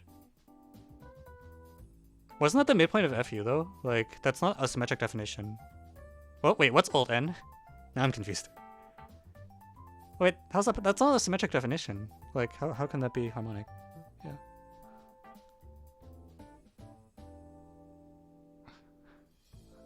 Wait, okay. I said that it was clear that this was the power worked, and suddenly I'm blanking on why. NE times NX. Okay, so this is a right triangle whose midpoint is N, right? Oh, shoot. See, the thing is, I remember doing this calculation, actually. Is NB obviously equal to the... Okay, wait. So, I did this calculation to solve the G7. I remember this calculation. But I'm surprised I have to do it again? That doesn't sound right.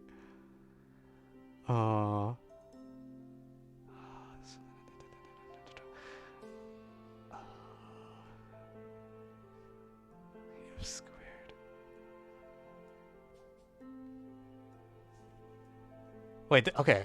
But also the angles should just be equal, right? I control every angle in the pic. No, do I control the angles up here? Okay, if this is theta and this is theta, this is 2 theta, this is 2 theta, this is 180 minus 2 theta. How do I control this angle?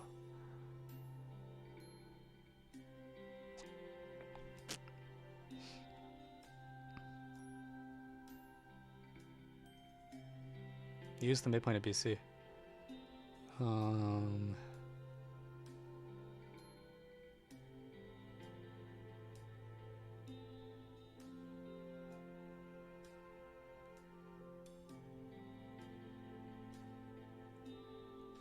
Wait, how do I compute NXF? How do I hold on to this angle here?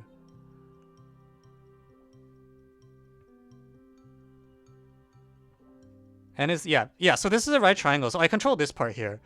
But I'm running into problems where I don't know how to control this angle up here. ON OX equals OE OX.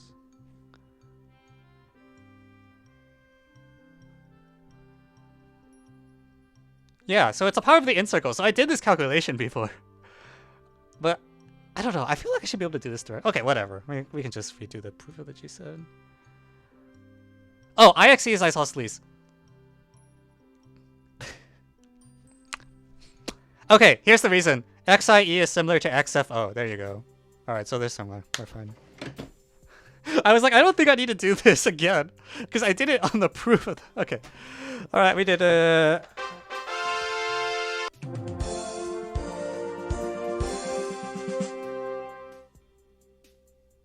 Ooh.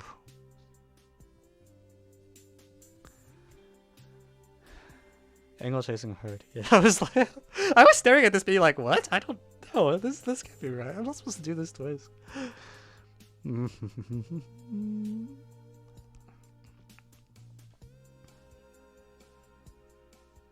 G7 OP.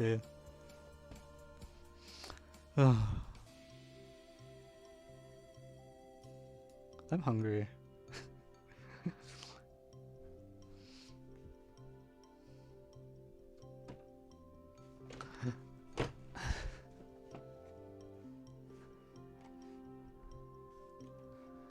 Yeah, we should definitely adjourn here and quit while we're ahead.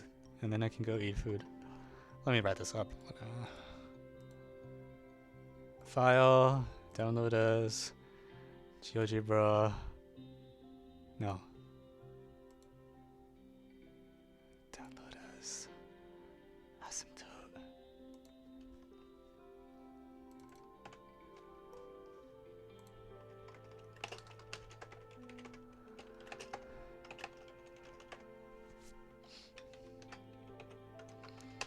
All right. I don't know if I'm actually going to stop here. I'm going to finish writing this problem up and then see how hungry I feel. If I'm hungry enough, I might adjourn. If not, I'll try to do one more. What's my code for Korea finals? Do I just write Korea? Okay. I guess Korea means final by default in my system.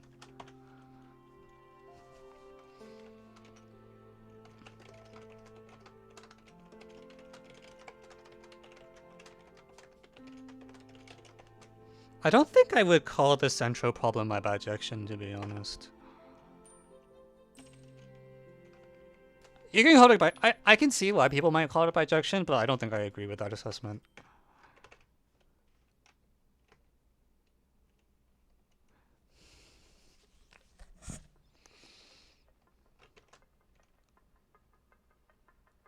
Wait, how did my picture get rotated?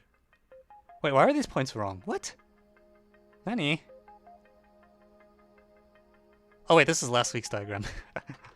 I was like...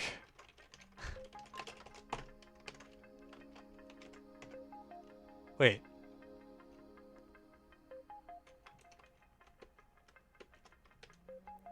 Hello?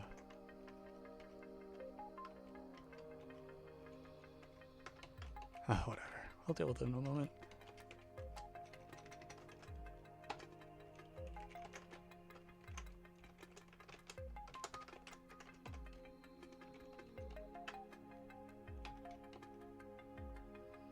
Oh no, why is there an exception?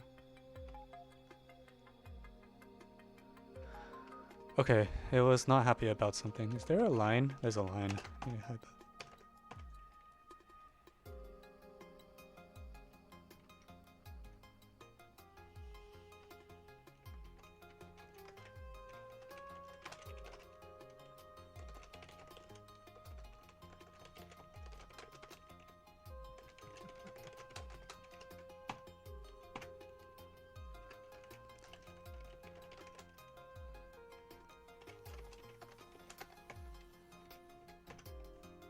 Okay. Whatever. Good enough. Thank you, Tyon, for the raid. Okay, I guess that means I can't eat dinner yet. Alright, hi everyone. So, for those of you who are new, I'm Evan. I'm a math PhD student at MIT. I coach Math Olympiads, and every Friday here, I try to solve Math Olympiad problems in real time with varying amounts of success. So I'm finishing up the typesetting for a geometry problem, and then I'm probably going to do one more tonight. Thanks for dropping by. Good to see you again, Tam.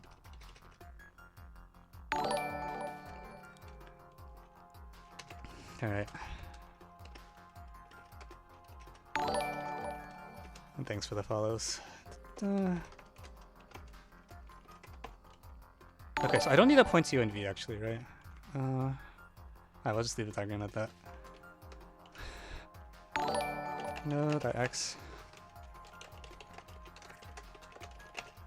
coincides with the midpoints of AD and also lies on line XF. By 2002 G7, we know that bxc is in fact tangent to the in circle.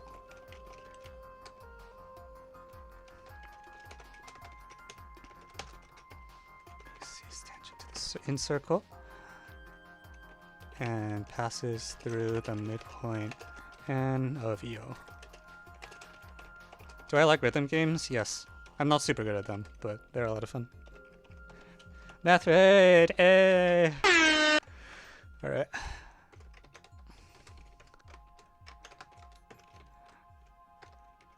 Okay, so this is follows by 2002 G7.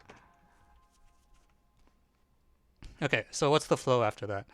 After that, what we say is, hence by homothety, the line XIF passes through P.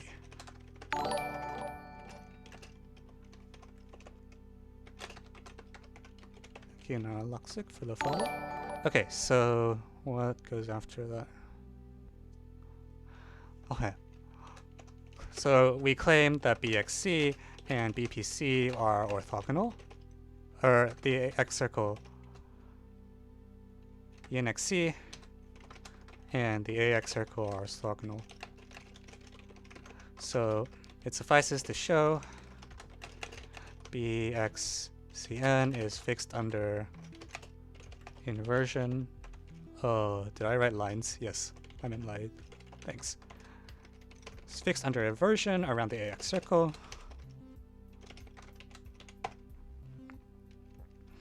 To this end, we proved that ln times OX is equal to OF squared. Indeed, this follows from the similar I can't spell. Isosceles triangles. Triangle ONF similar to triangle. Where'd it go? OFX similar to triangle EIX.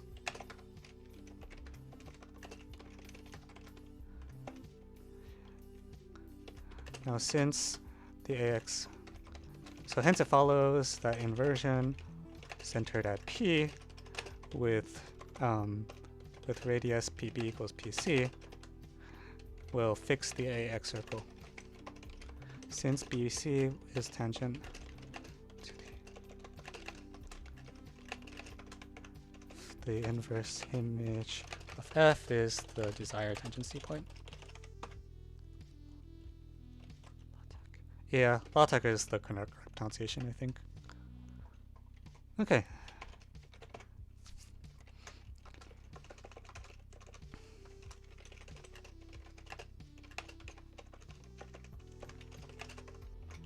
Geometry.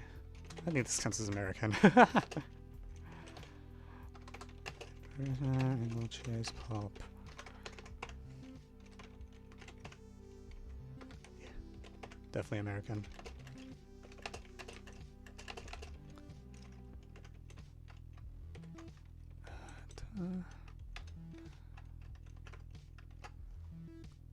Done. Tab.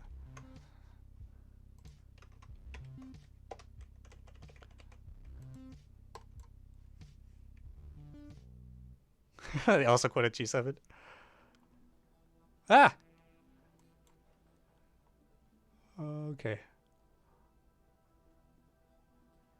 I also have a typo here. This is...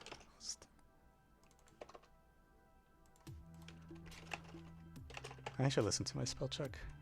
I feel like I'm at a point where I like don't notice the spell check anymore. Although I guess thorough might be a word.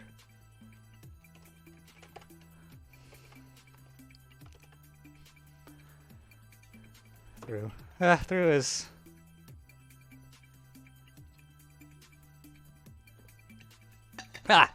Is it IF? Yes, it's IF.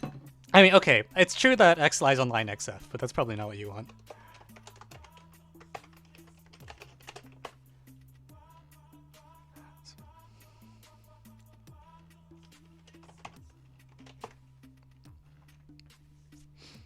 Okay, one more today, right?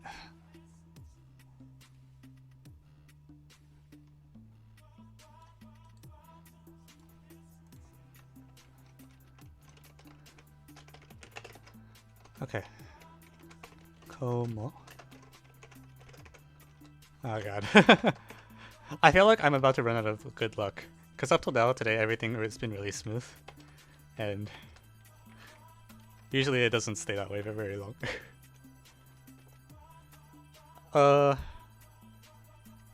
You can request it, I might not do it.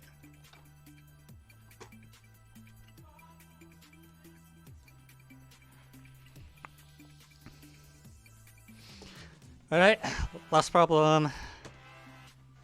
Okay, so for our last problem today, we have a problem from the KoMaL A775 where I have a bunch of points in 3 space such that whenever I reflect a point across another point, so it's closed under like y maps to 2y minus x, I guess.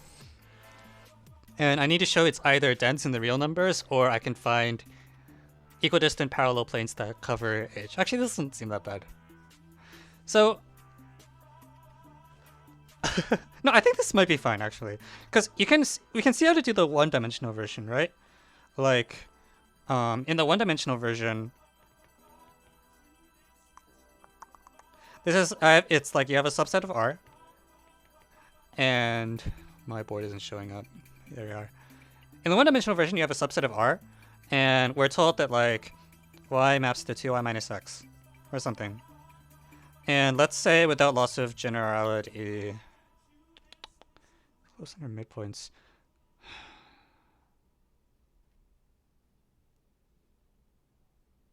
Done, done, done.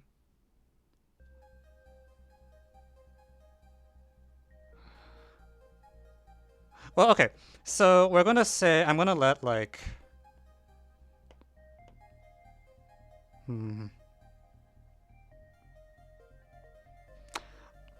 mean, as long as I have 2 points, I feel like this should actually be pretty easy. I feel like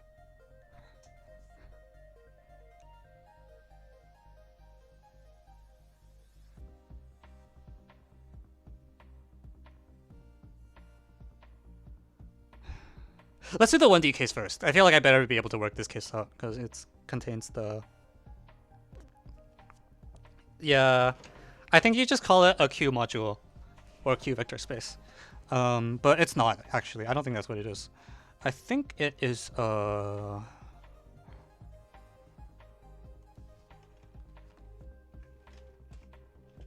C module? I don't know. Anyways, given U and V, basically what happens is you can at least get all the points that are like this. So if we assume without loss of generality that one of the points is at 0, let's say, then in general, okay, if I fix one of the points at 0 just for concreteness, does that make my life worse?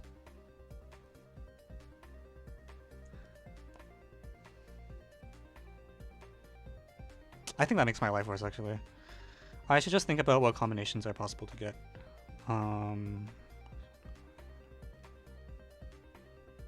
But it's this picture.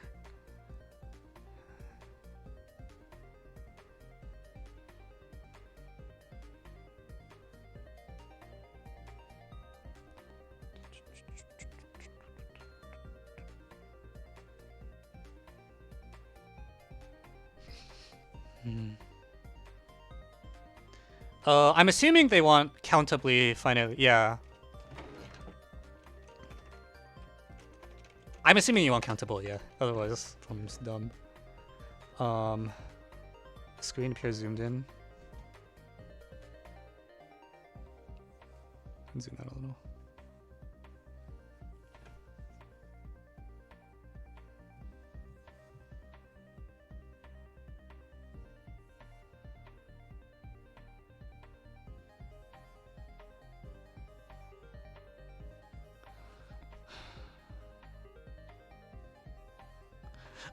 Can I get a parallelogram thing where, like, if I have like, if I have this point, and then this point, do I get this point somehow?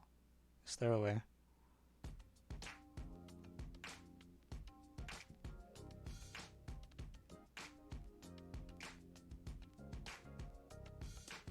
What do I get? Okay, I get something that's almost as good. I get like reflect here.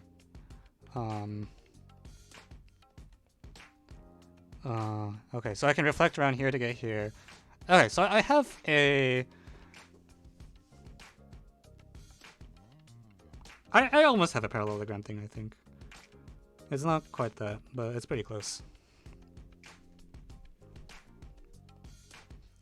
Oh, you're saying the statement is cut. Oh, I see. My bad.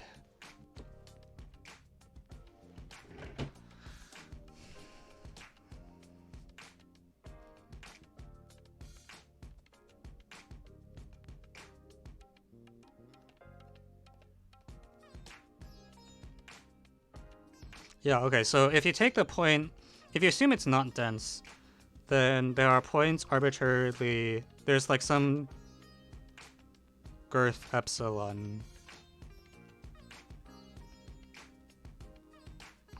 Man, okay. Oh, this is gonna be so annoying to write out. But okay, because I have a translation property where, given like x and y, you can move them to like,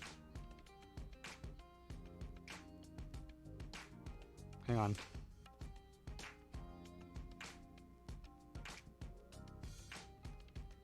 How did I get this point?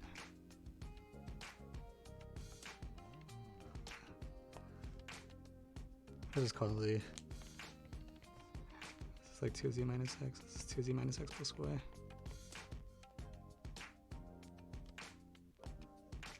No, that's not what it is. This is like 2z minus 2x. Okay, that's just stupid. But I should have a translation property. So if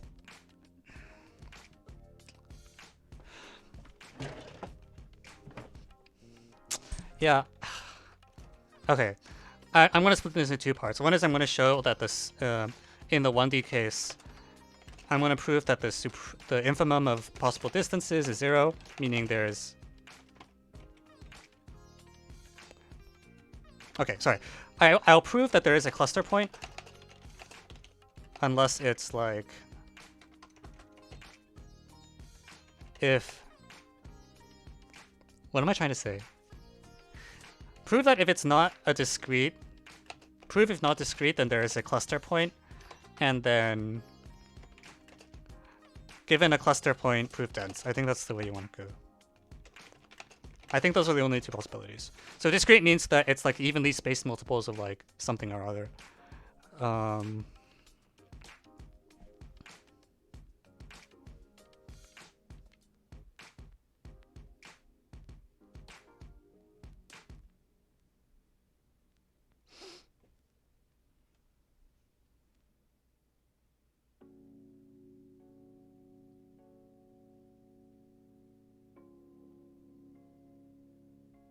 Does that work? I feel like I've done this before and I never...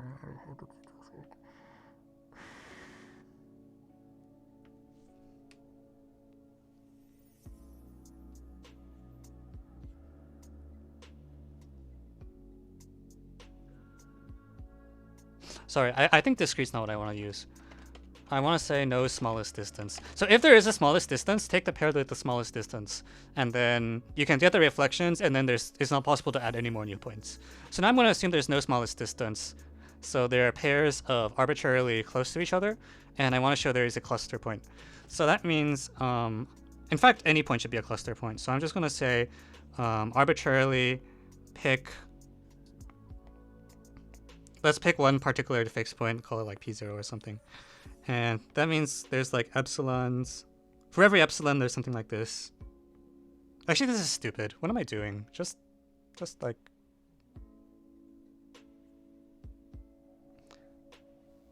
Well, whatever. Well, we came this way, so I'll just do it. So if there's arbitrarily small distances, you tessellate those distances, you can get even smaller ones. And you go all the way to P0, so now things like cluster near here. And once you have a clustering near here, you can, I guess, send it back out. It doesn't even matter. In R, what happens is if there's any distance less than epsilon, then every point will have a point within epsilon of it. So that's how you do the R. That's how you do the R case. That took way longer than it should have. Okay. So what is the 2D case?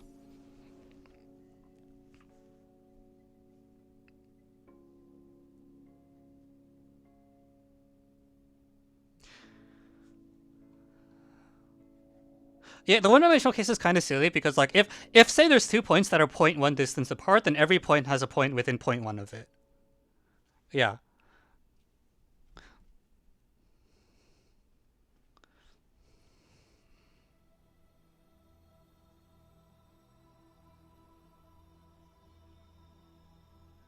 Okay, so now let's do a 2D case just because I don't want to draw a 3D case. I can't imagine the 3D case will be different from the 2D case. I think there's no situation in which, like, somehow the 2D case is easier than the 3D case. So in the 2D case, I want to start with the same thing, which is assume there's no smallest distance. Ooh, actually, okay. We're going to do 2 kinds. There's a smallest. Suppose there's a smallest distance, delta, and then also suppose there is a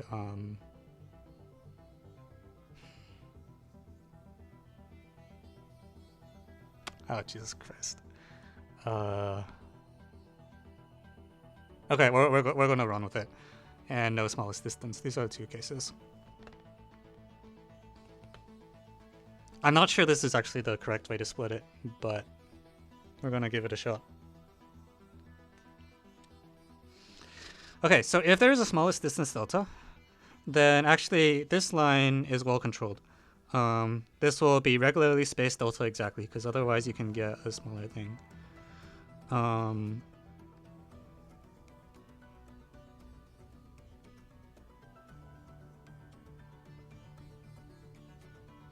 And now suppose there's a point off that line.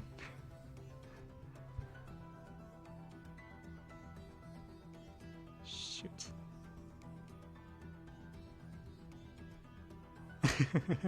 Shoot. Crap. This might get dicey really fast.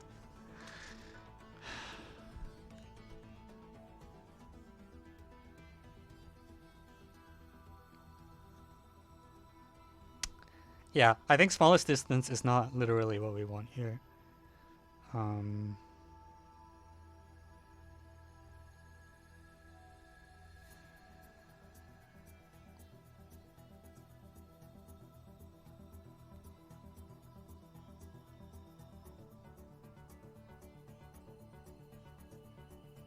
Yeah, this is not gonna metric, I think. Either that or I'm gonna have to adjust like the y coordinate.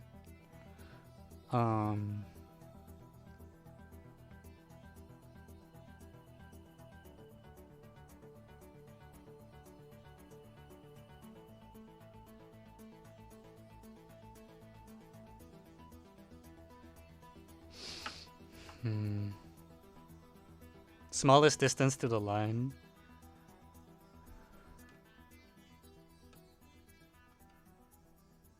Does that not finish? Does it finish? So if I consider the closest point, the thing is there may not be a closest point, right? If there isn't, then that means there's always like a point.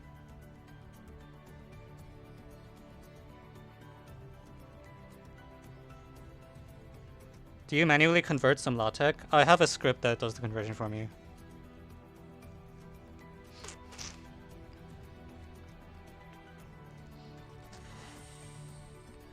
Okay, I agree that if there is a shortest, like if there is a shortest distance here, like if there's a shortest one again, then I agree we're done because now, well,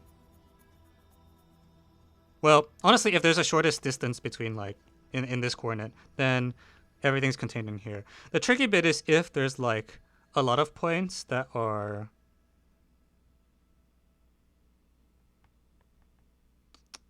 if there isn't a shortest one, I'm not sure what happens.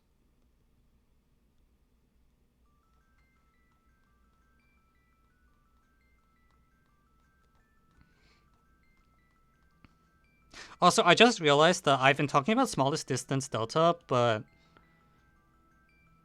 I think it's not obviously the case that a smallest distance exists. Like, you can imagine maybe there's a situation in which you can get distances strictly greater than 1, but there's no actual perilous distance 1. So I have to actually think about that as well. I probably want infimum then, right? Instead of... That's really dicey. Is there any situation...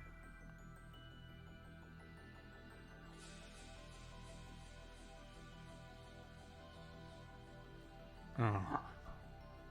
So, okay, the 1D case is a little problematic. Are you guys having a fight in my Discord server again? Jesus.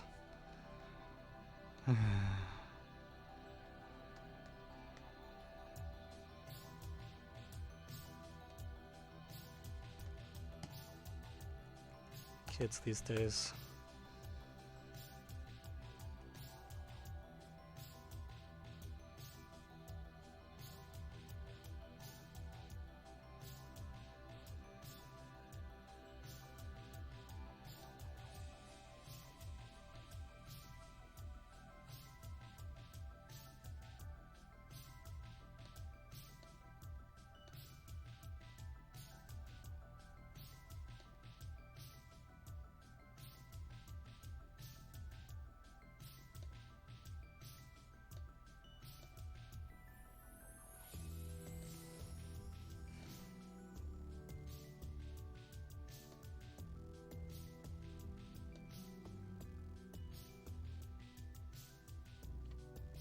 I don't remember how you configured.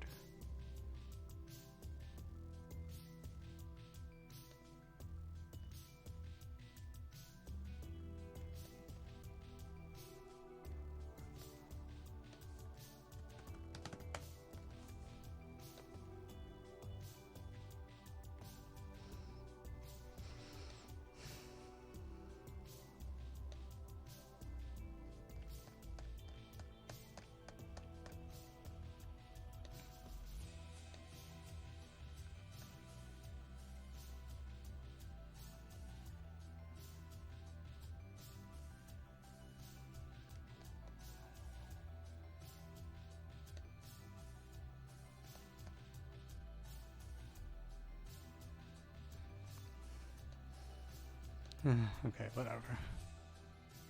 Doesn't that mean reflecting blue points gets a delta space?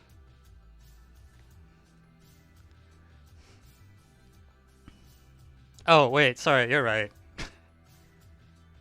You're right.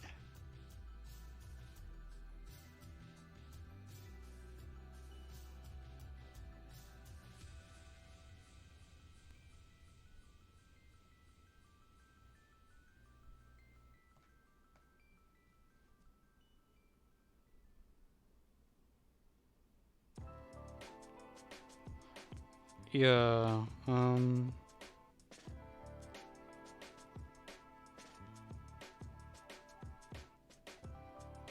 yes, okay, I agree. So if there is a smallest distance delta, then we're not in this case here, where...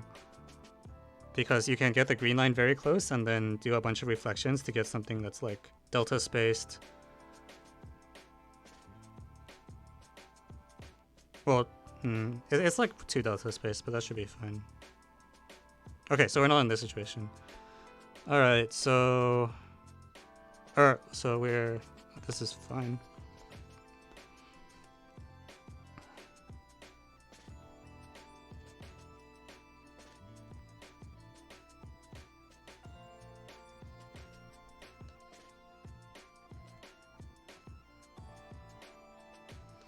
Alright, so what if...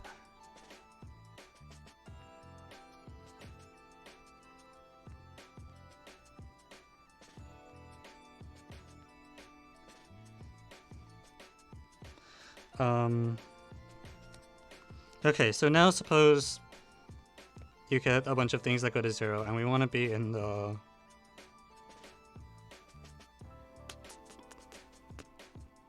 You want to be in the dense case here. I said we might not be, right? Because the problem is you could you could have like Asia's just exactly a line. But either way, this means that every line is dense.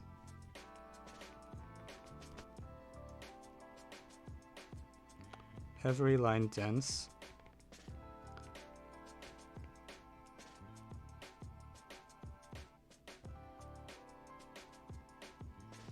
Yeah, so what I need to do is like you need a direction for this, I think. So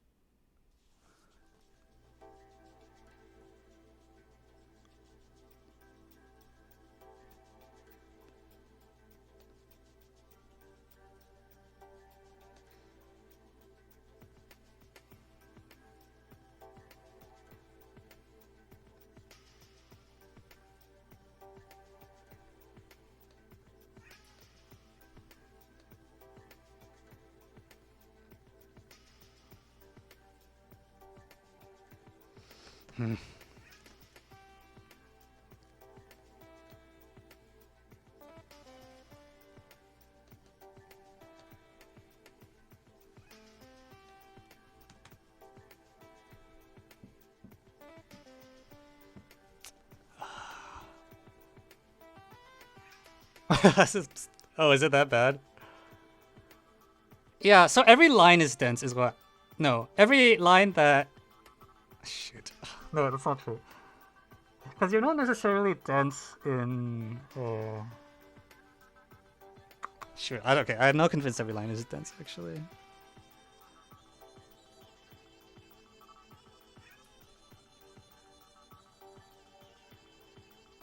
I think I want something like... Suppose there is a direction for which the projections are not dense. Right, so you consider all the rotations, and if I want to show that if it's dense in every direction, like if for every direction I throw it,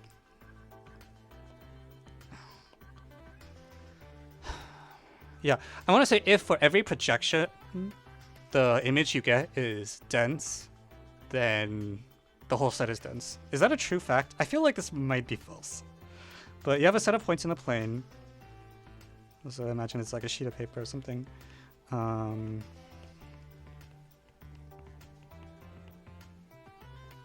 it's like for every direction, you have a dense thing. So in particular, there's points with y coordinates in all the directions that you want, points with x coordinates in all the directions that you want.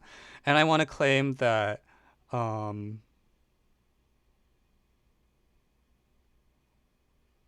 if every direction is dense, then you are okay. And is that true? Yeah, is that even true? It has to be true if the problem is going to be true, though, right?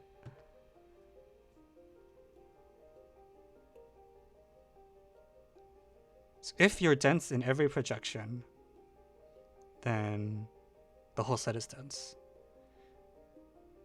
Because why?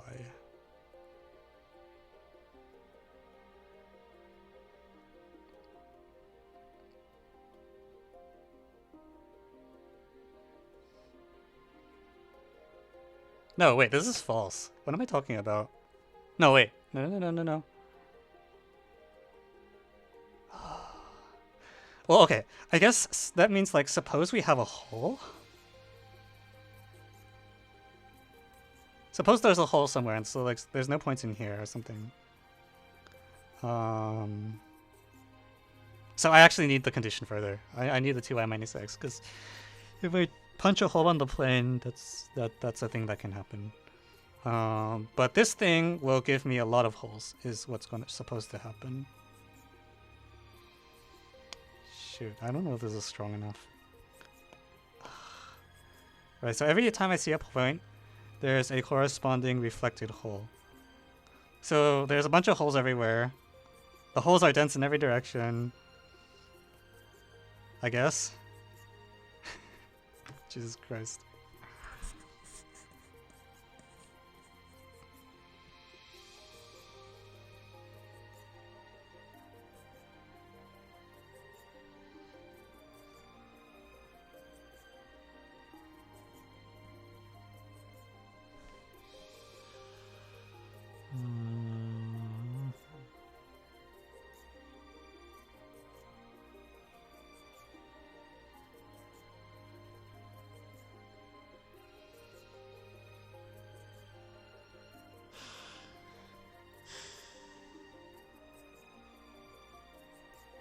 So maybe I should just be looking at the center of the hole then. It's like, okay, I have a point, and I can reflect this point over any blue point to get another red point. And like there's a radius epsilon, that doesn't matter. Okay, so I am dense in every direction. So, crap, the vectors are so crappy.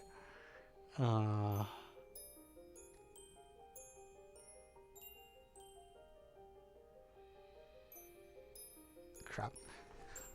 Wait, somehow we carry this through. You have a red point, and if I have a red point and a collection of blue points dense in every direction, and I can reflect the red point to a blue point, then I need to prove that the red points are dense. I think this is equivalent to the problem. So, starting from red.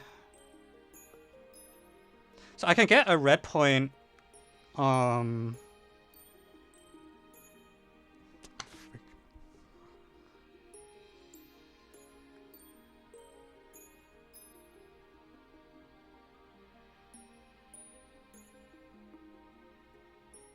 see, the thing is you can, if the blue points just lie on a line, for example, then you're actually dense in every direction except one. So, it's kind of hanging by a thread. Even new two non-parallel dense lines. You get a dense plane? Wait, why? I want to know.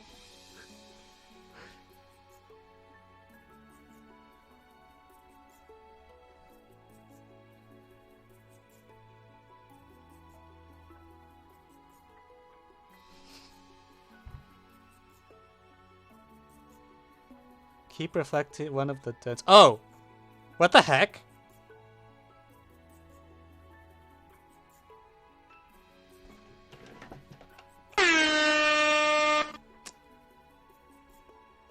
Wow, that's very smart. Okay, good job. That works. I concede that is correct. Wait, does that solve a problem then? Because now I feel like... So, for the 2D case, what I say is, if there are if you are dense in...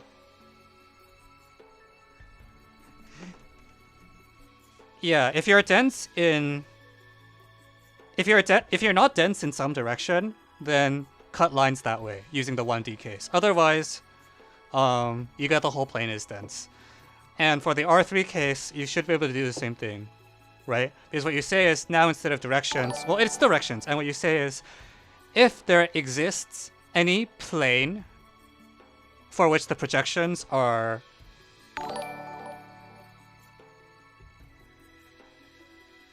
No, hang on. I'm confused now. No, I think dense line is not... Okay, two non-parallel dense lines, not directions, so I guess I shouldn't project. I guess I shouldn't project then, right? Yeah, don't project. Screw that. So if there's at most one direction of lines for which it's dense, you're okay. If there's two directions, you're okay. If there's no direction... No, I'm confused. I think what I've learned is that I'm not supposed to project. Alright, where are we at? So... two... non-parallel dense lines. So not projecting.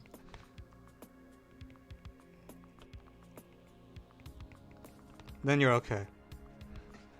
And if you have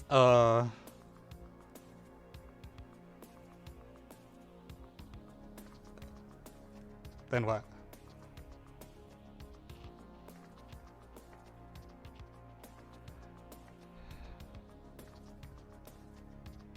There's smallest distance. We get points are close.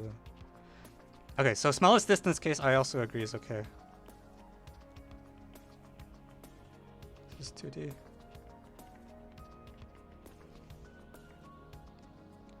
And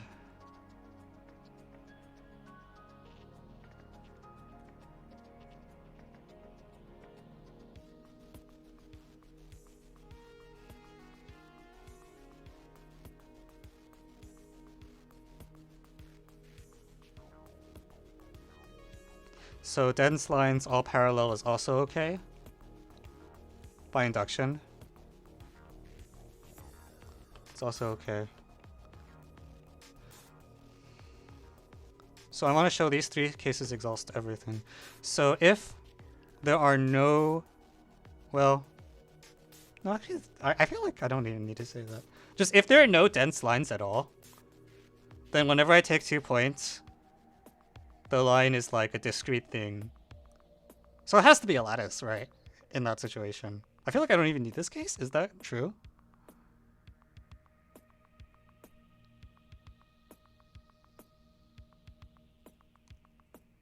I feel like, well, okay, I guess the lattice is also small as this, but I feel like if you're not in this case, then like lattice. Because if no line is dense, then you take 2, how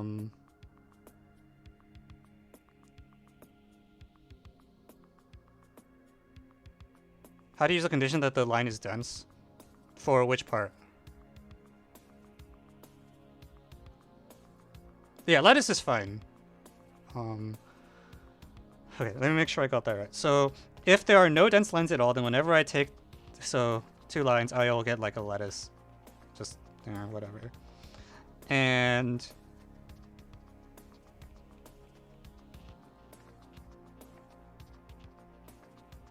if I add like another point in,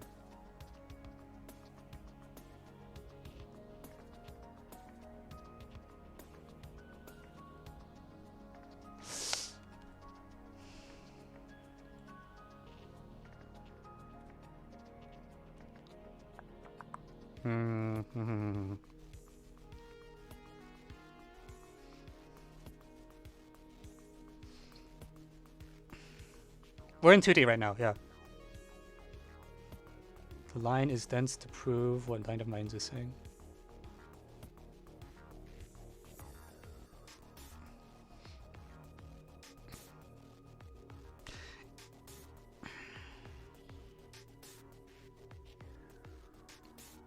If there are no dense lines, then there's some min distance. Wait, so why is that true?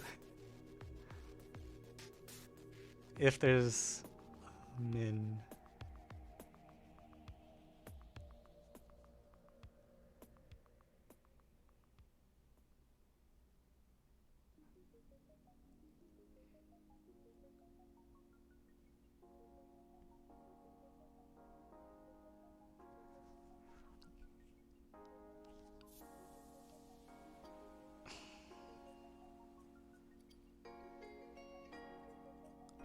Well, I feel like if every line is, oh, hang on.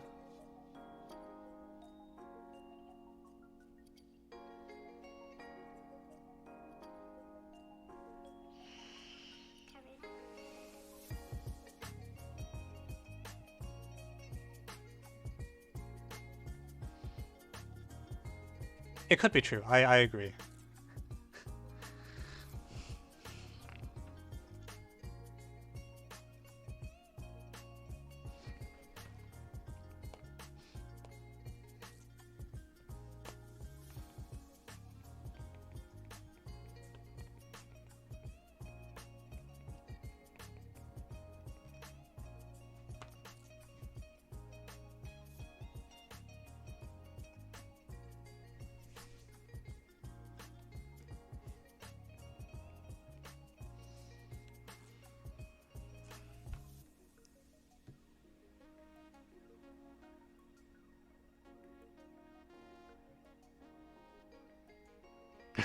Crap.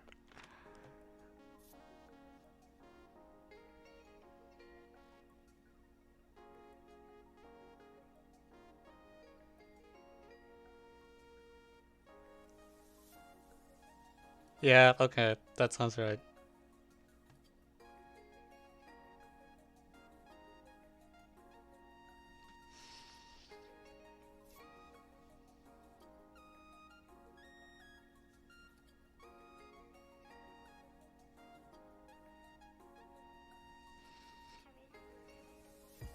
Is there no minimum distance?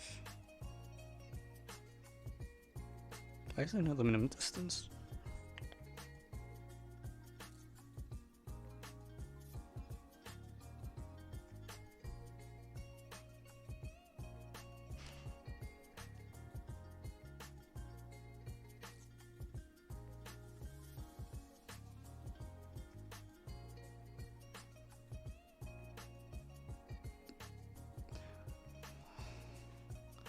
Yeah, so we actually need to use the reflection condition a lot. I was hoping to just mess with that one.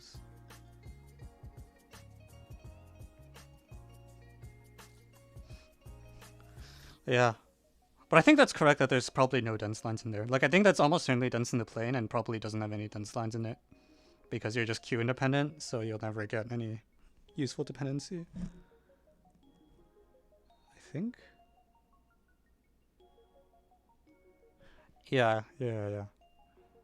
So dense lines is too brittle, I think.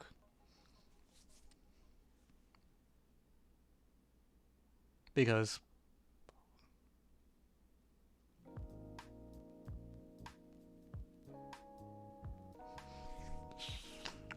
I think you can get a dense set in the plane that has no dense lines. So it's not true we're going to just end up with a lattice. Even though that's what we want. How strong is it if we know that there's at least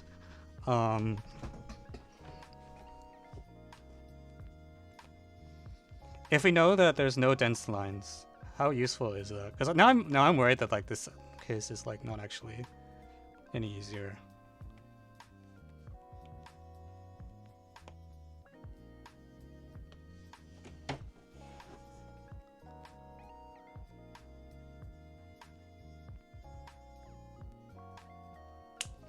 Ah, crap. Okay.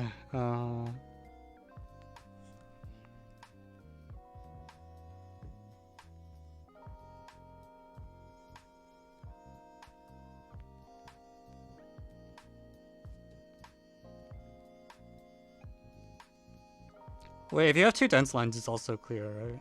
You just copy the same proof.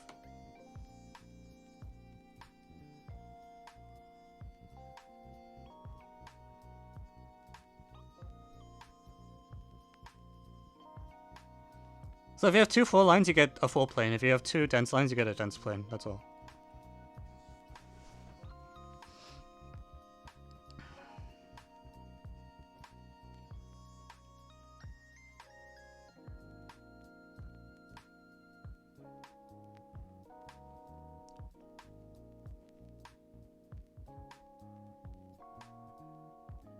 Yeah.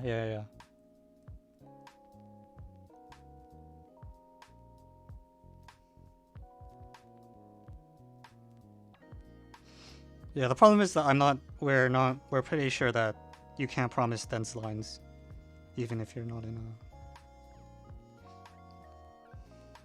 Certainly there exists a dense set in the plane with no lines, actually. I think this is true. You can get a dense set in R squared with the property that there's no three collinear points. So 2i minus x is like very important somehow for getting the denseness. But I don't know how you're gonna do it. Will you code Python today? Probably not.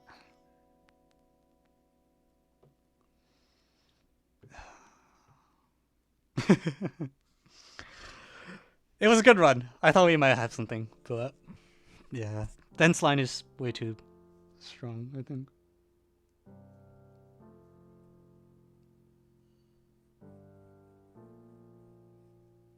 Is there a dense plane with a reflection condition with no dense lines? I think so.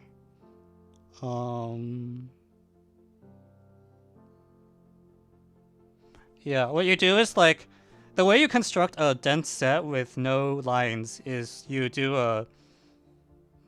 just kind of throw in points one at a time, avoiding all the lines.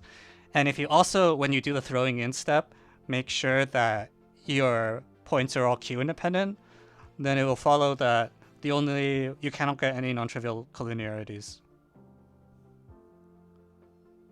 Right, the reflection will get you 3 lines, but the vectors are all linearly independent, so you don't get any additional lines. In other words, for every pair of points, you have 1 line consisting of the evenly spaced whatevers along that line, I think. Is that true? Yeah. And I think you get no other collinearities.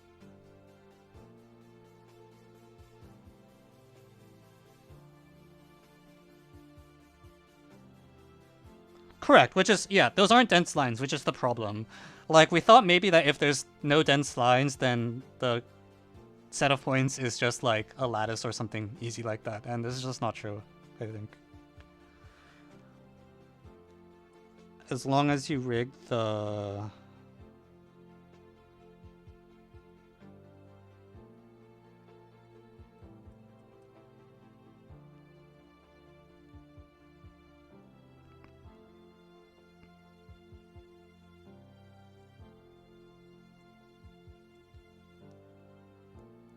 No, clear. Because I feel like you just make sure the points are linearly independent as Q vectors, and as long as you have linear independence. I agree there exist arbitrarily small distances. I don't agree that the reflection condition that promises a dense line after that. Does it? There's no way you can get them on a line, right? You can get them like close to a line. You can't get them on the line.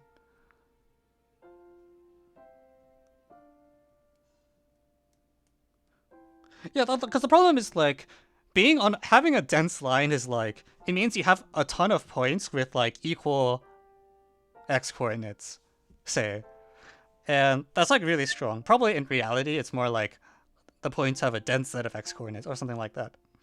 But you know, even countable sets are often dense, so there's no reason to expect that like one particular coordinate is going to like have a ton of points on it.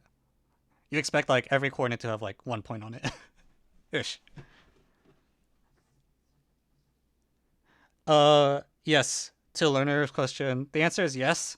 And it basically amounts to if you believe the axiom of choice, then your intuition is formalized, go nuts. Yeah. Yeah, I am worried about dense lines. I feel like you want to say something like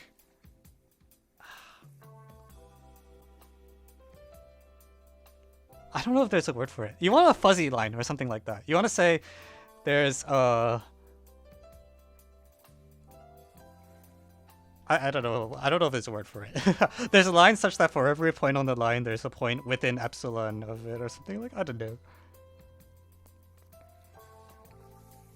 So it's like this fuzzy strip or something is what you actually want. If you can get a fuzzy strip, you would be okay.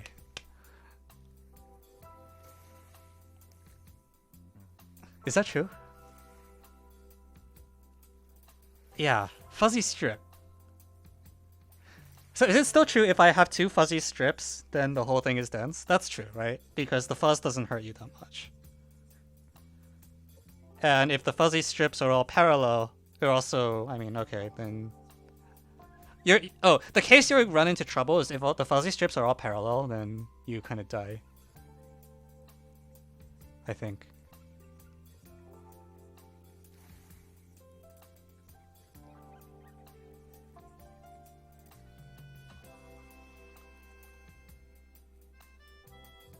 Well, okay. Okay, in the fuzzy strip, if you have a bunch of fuzzy strips that are all parallel, you can say...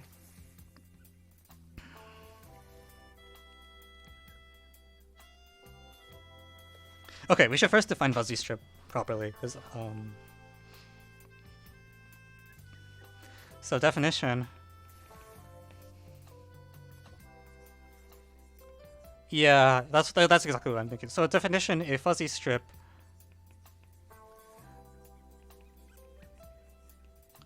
is a line L such that for every point P and L and for every epsilon greater than 0, there's a point like near it.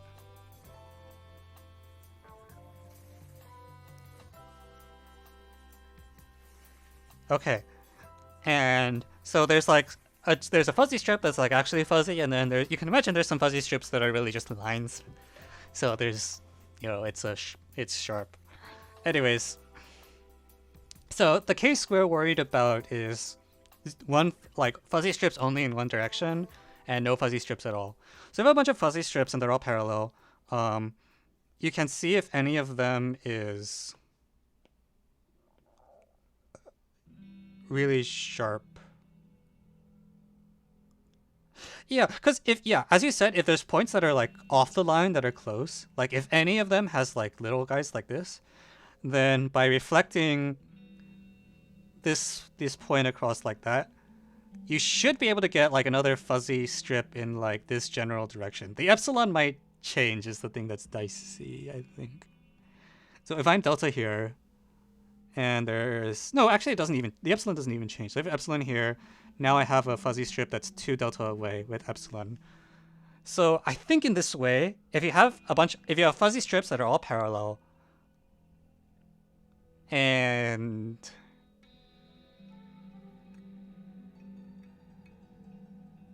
actually if you have a fuzzy strip and just like a point that's close to it, you should be okay. That should just be fine. You'll get dense. So the problem comes, okay, what if there are no fuzzy strips? Can we claim that now we have a lattice? That I am not sure. But that gives us at least a little more wiggle room to work with, because previously we only had a very weak condition of no dense lines. Now we instead have no fuzzy strips. And I think... I am not sure, actually.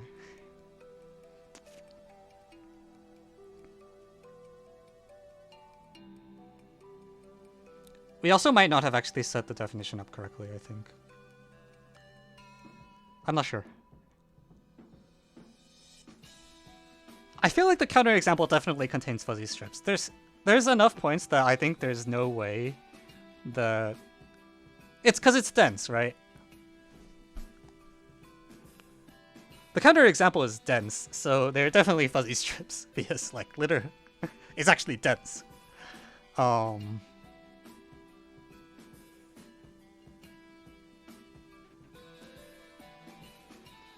Yeah, so it's just a question of, like, if there's no fuzzy strips, can we want to prove that it's a lattice. That's what we hope. Because if not, we're screwed. If there's no fuzzy strips, and it's not a lattice, I think we're in trouble. It would also suffice to prove it's dense, I guess. Okay, sorry. Let me rephrase. We want to show if there's no fuzzy strips, then either dense or, like, lattice. And we're hoping that dense never shows up, because I don't think we can prove dense off. Doesn't fuzzy strips seem a little weird? I don't know. Yeah, I agree, it sounds weird. And I don't think we have many options here.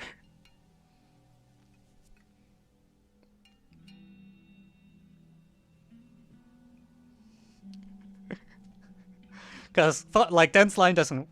dense line is too rigid, is the problem. Oh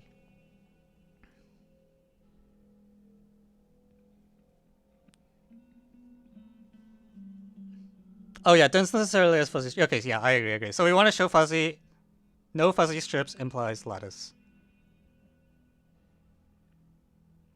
Well, okay, actually, sorry. I take that back again. In a lattice, there are fuzzy strips. No, sorry. No fuzzy strips implies lattice. Is that true? Okay, that's what we're banking on. Really what we want is no fuzzy strips implies contained in lines.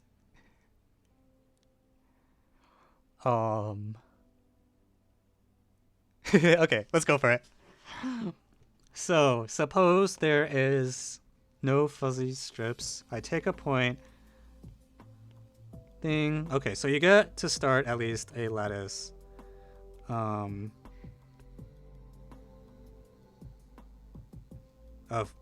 points, of sorts, I guess. Reflect. Reflect. Reflect.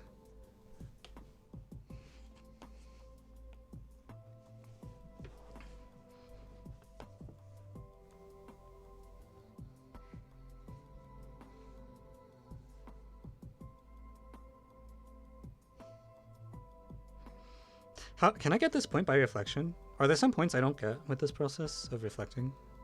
That feels pretty bad to me if we're like missing some points. But I guess you never get odd, right? If you coordinatize it, then Wait, no, that can't be true. Really?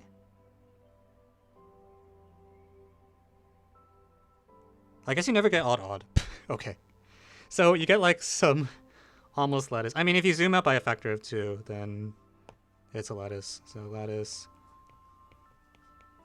So every pair of non-collinear vectors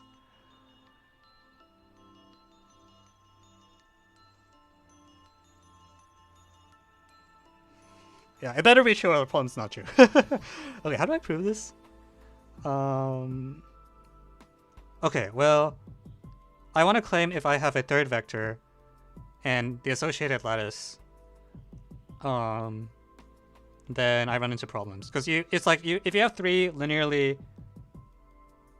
linearly independent vectors like this, there's just no way, right? There's a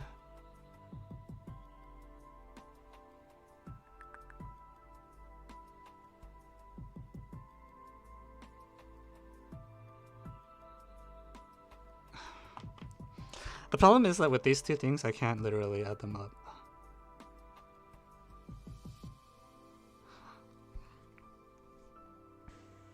I wonder if the idea is something like the following. So if I have 3 linearly independent vectors, let's say u vector, v vector, then I can find real numbers such that this statement is true. And then I can try to approximate A, B, C well with rationals or something like this. I'm not sure what your drawing is. I don't know either. I mean, I just drew like 3 points to start and then started like throwing things on it. It's basically what happened.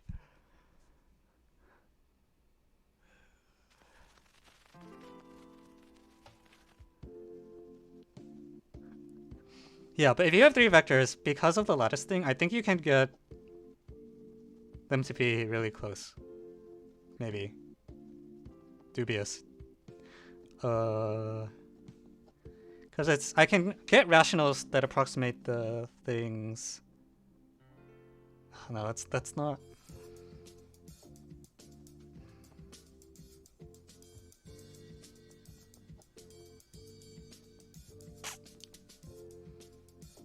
I feel like I should know how to do this.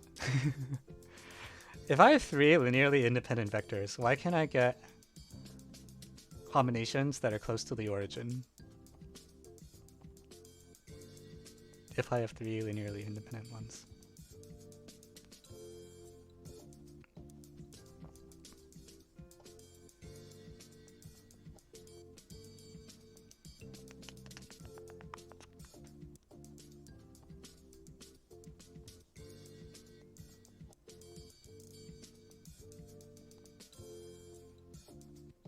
Also, why did I say I got this point? How did I get this point? By reflecting. Oh, yeah.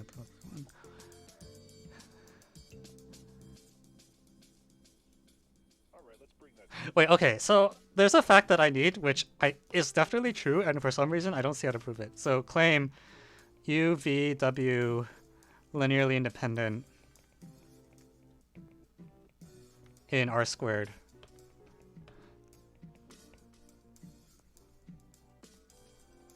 Then Z U plus Z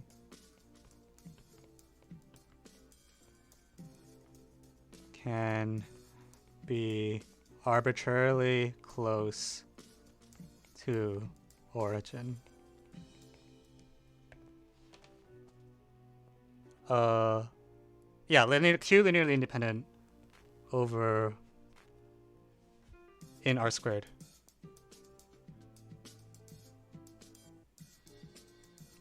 Am I in trouble if they're cubed?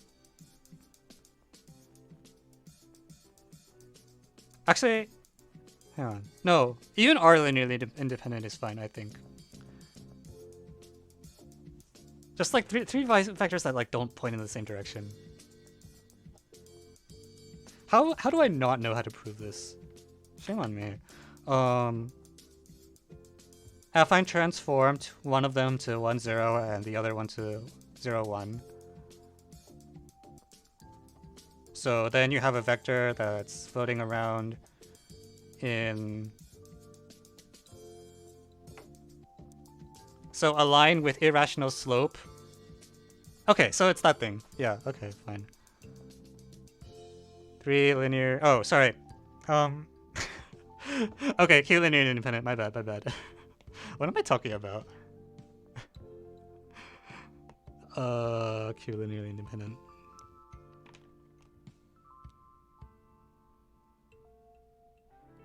Yeah, okay. One of them is 1, 0, the other 0, 1, and then it's like the line has a slope. Okay. Yeah, so like imagine like this is 1, 0, right? And this is 0, 1. This is 1, 1 or something. And this is like some vector.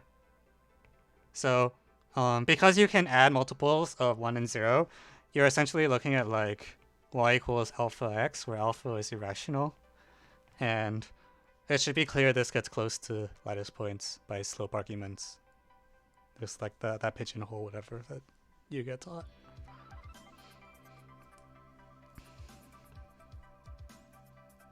KoMaL is a journal? Yeah, I think KoMaL is a math journal. I forget which country it's primarily based in. I want to say it's either Russia or Hungary. Oh, it's another one of those.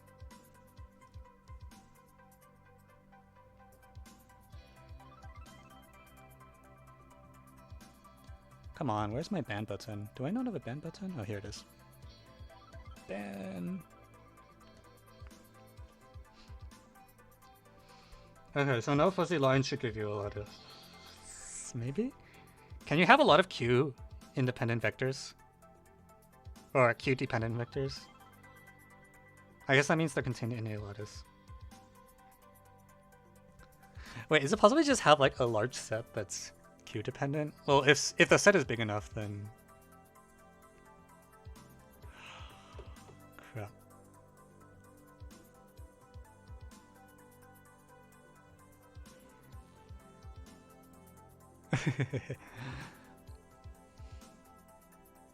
Wait, why ban? Like, I don't know. I'm pretty sure buying subs and whatever is definitely against the terms of service. You don't want to mess with the black market.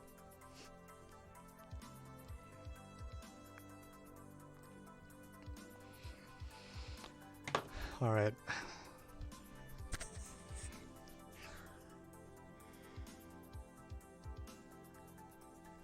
So we can assume they're all Q dependent. And... Is Q dependent help us that much though? Oh yeah, it was like go to this URL to buy subs and whatever. Yeah, some very obviously legitimate website, you know? Crap. What do I do now?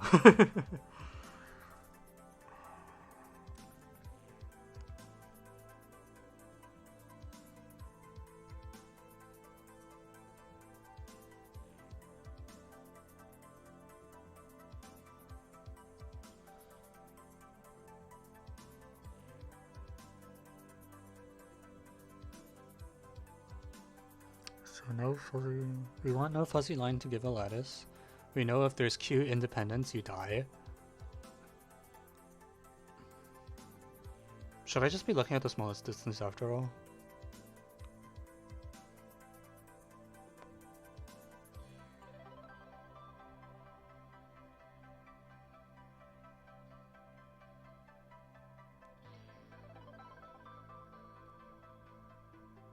I think I should just look at the smallest distance after.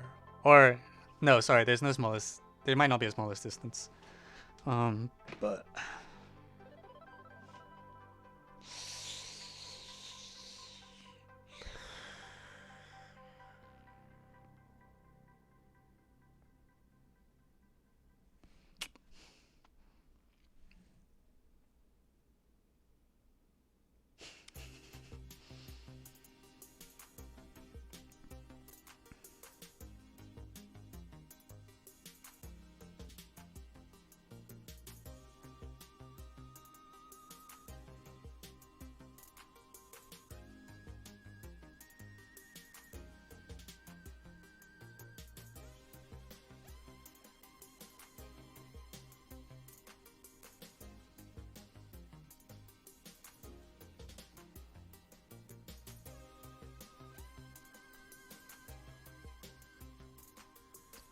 Hey, I think I'm stupid and like the Q depend.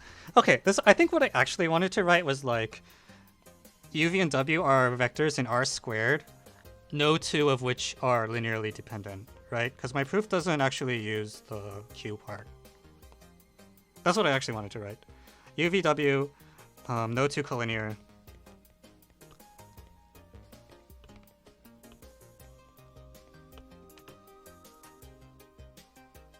Oh wait, no, that's just false. Never mind. Nah.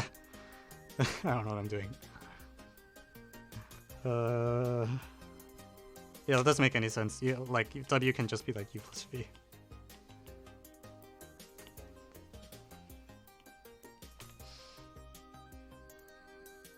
Yeah. Sorry, I don't know where I got that idea from.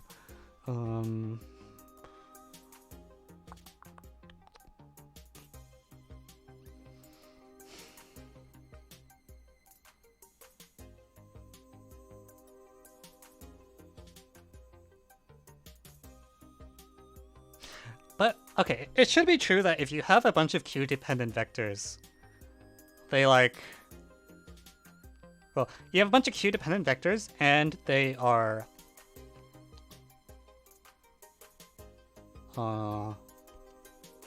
Each line that we have is a.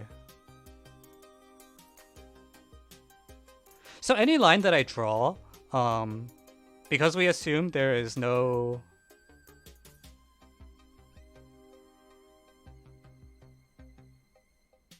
Fuzzy line. Or hang on.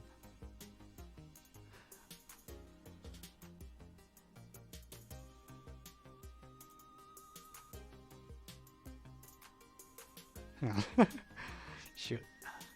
We assume there's no fuzzy line, right? So we can just say like, okay, we build this lattice, and then we're contained in like this pretty well-behaved lattice of like things of the form like QV plus QW, so like points with rational coordinates. And that I feel like that's so well-behaved that we should just win. Right? Like either there are arbitrarily small coordinates or there aren't. There's no fuzzy line, so every point needs to have like some gap or something.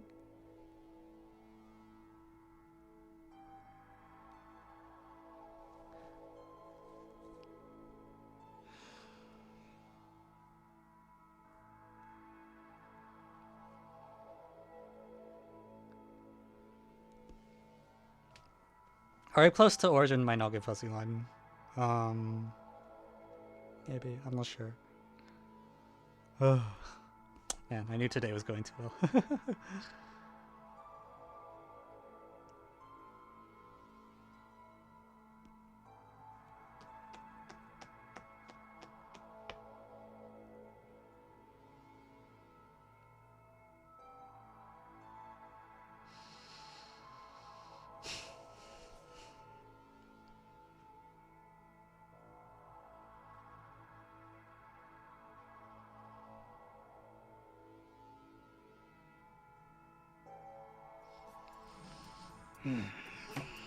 Yeah.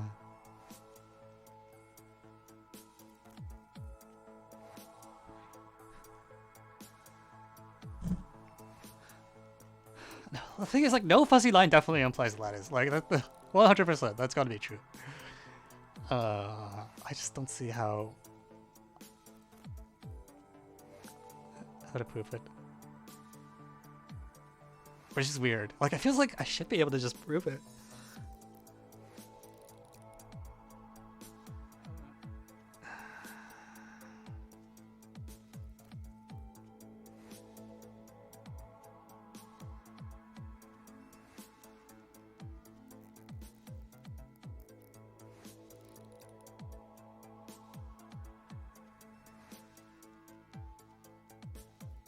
See.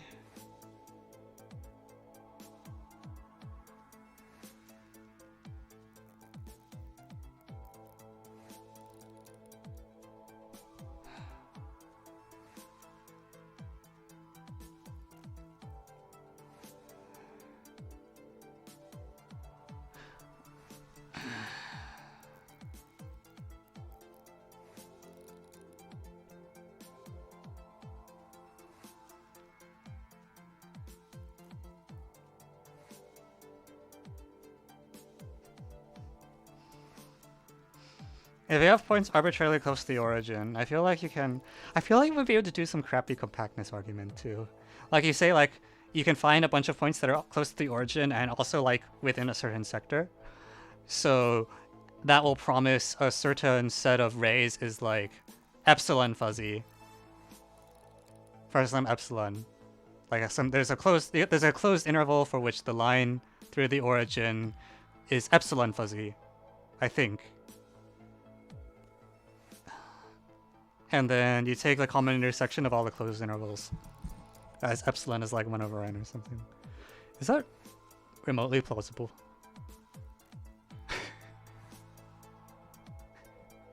I feel like it's a little bit of a stretch.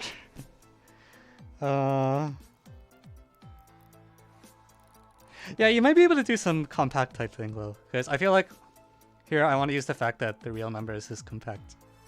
Or no, sorry, the real numbers are locally compact is what I want to say.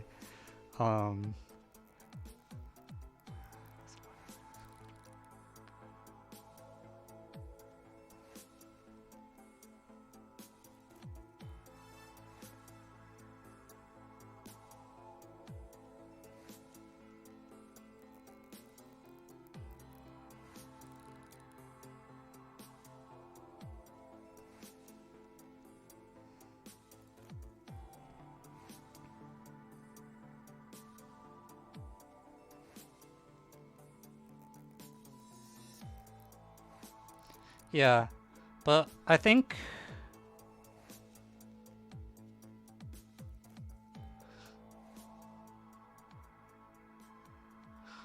it should be true if you look at the direction that things go to the origin in. If you define epsilon fuzzy as the same thing except your epsilon threshold is fixed now instead of allowed to vary, you should be able to find a closed subinterval of the unit circle such that the lines through the origin in that direction are 1 over n fuzzy. And because these intervals are nested, that will give you a fuzzy line period. I think that should be true. This is the sketchiest dissect thing I've ever come up with.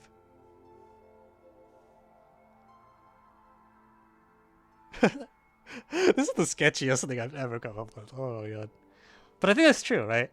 And then what you use is that if you use the nice fact about the real numbers that if you have a bunch of nested closed intervals, even infinitely many closed intervals, the intersection is not empty. So that gives you a fuzzy line in some direction.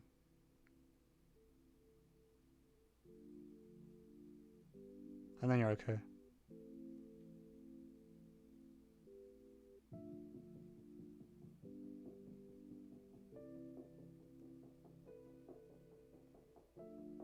I'm not totally sure about the 1 over n fuzzy claim. I need to like think about it a little more, but I think it should be true that if you have a bunch of stuff, like if you're, what's the condition I want? If you are a subgroup of R squared that is not a lattice, then you can get 1 over n's fuzzy lines.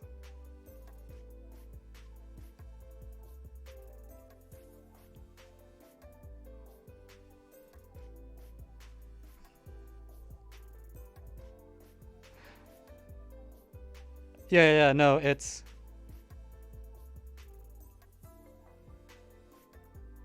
Super Gaussian Noble. What is MOP 2011? Like, what's the statement? Yeah, I may write this. I might not also just decide that this is too painful to write up, but I think, yeah, the thing about intersection of closed intervals being non-empty is like pretty strong. Gauss line. Oh, you should probably use like Pascal. If it's the problem I'm thinking of. Oh, actually no, hang on. If it's on LMGO, it's not that one. I forget. But with a parallelogram, I think. Yeah, I claim there's a closed... Yeah.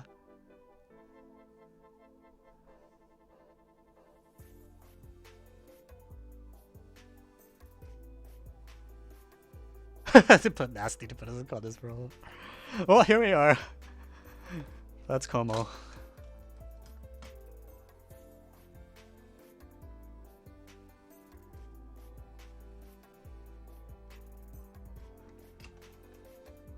Is it true? Is this true?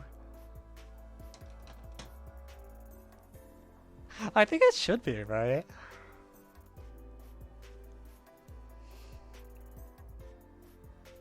Maybe it's not in a row.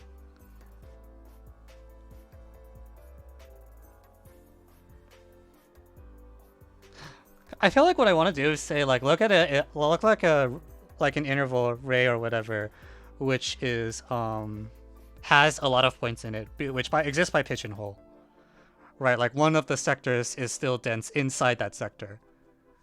So there's points in this sector that are very close to the origin, and then you take like a line through there or something like that, and then there's a lot of points in the sector, so it's like within that array or something.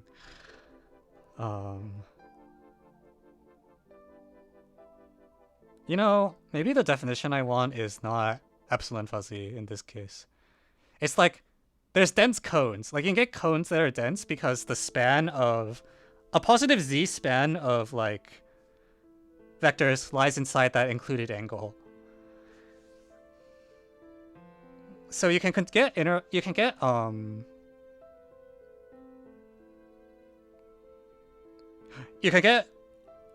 can get little sectors for which like there's a bunch of points inside the angle that's spit out.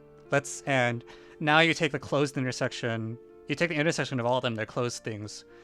So now you have a line that is like has a bunch of things near it for any epsilon, because if you're at distance d away, you pick the angle for which the cotangent lands you within d. I think that's how it should go. So sorry, wrong definition of epsilon fuzzy. I think you want cones. Is what's going on. And then you do black magic.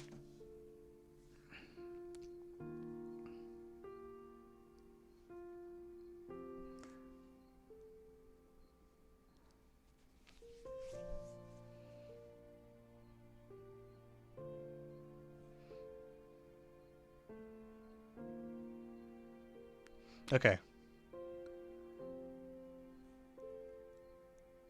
Can you drill? I'll go. Yeah, I don't know what I'm doing either. This is like beyond my capability of. This is beyond what I am usually comfortable with in terms of analysis, because analysis. Okay, you have origin, and then there's like we're assuming that there's points close to here, right? And we're also assuming that it's closed under like addition, basically. So you can assume closed under addition if you're willing to eat a factor of 2. And you can also, we're also assuming it's like dense near origin.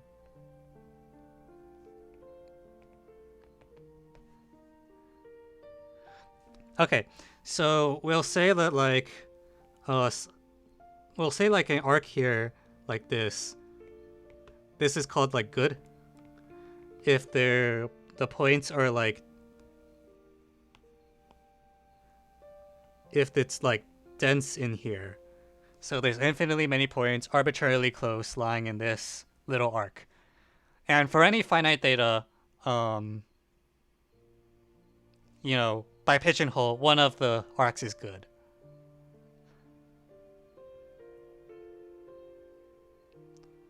So what you now do is you take like an arc inside here that's still good.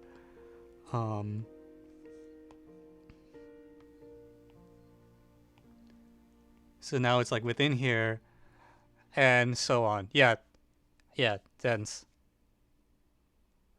Not just infinitely many things inside it, but also infinitely many things inside it close to 0. So like the circle with radius epsilon should like, yeah. Okay, so now you do this with datas that are like, you keep having them, and eventually you get like a straight line that's in their intersection because real numbers are complete. So you have superline here with a property that for any little angle around it, you can find a lot of points with the egg close to the origin and within that angle. And that means if I'm standing over here and I want to be within epsilon here, what I do is I like take the angle that corresponds to this cotangent, look for points that are really, really close to the origin, and then like dilate them out. And in this way, under these two green hypotheses, which I think should be true, assuming it's not a lattice, we now have a fuzzy line.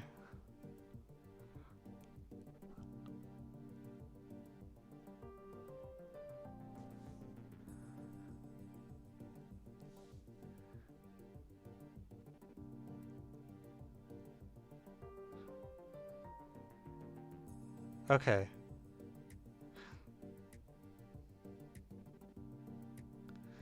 Right, so these two conditions, closed inner addition and dense near the origin, should be true for any not lattice. Closed inner addition, well, we're given closed inner addition. So the claim is that any not lattice is dense near some point. I think that should just be true. Why is this true?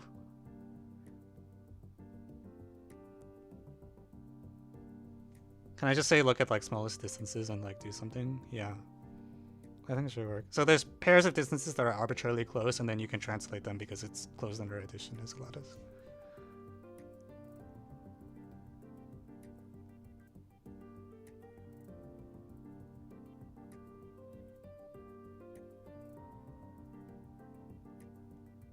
Okay, so there's arbitrarily small distances, and because of the lattice, the translation condition, it's linear.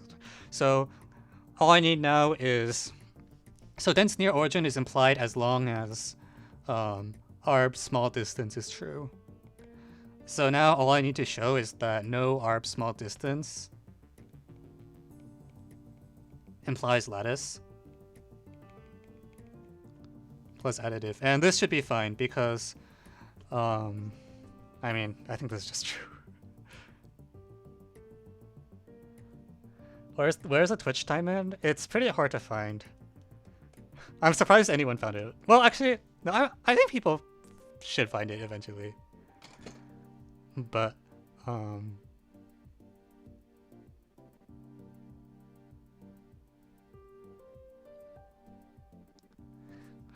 yeah, okay, okay.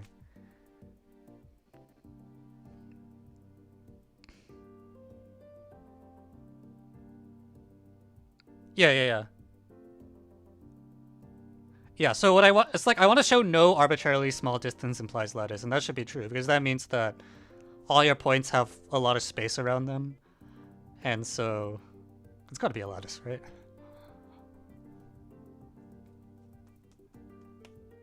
Yeah.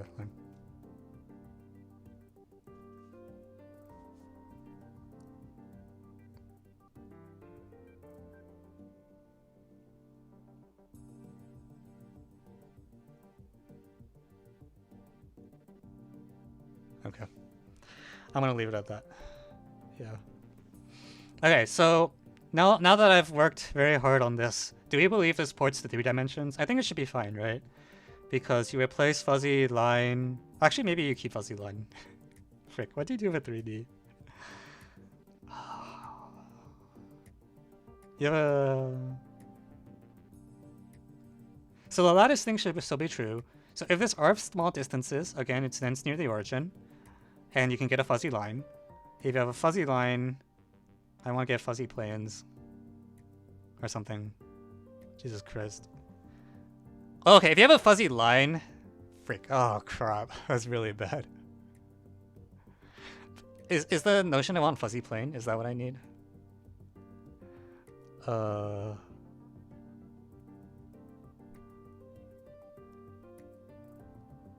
Same again. Okay, yeah. Do I want fuzzy line or fuzzy plane?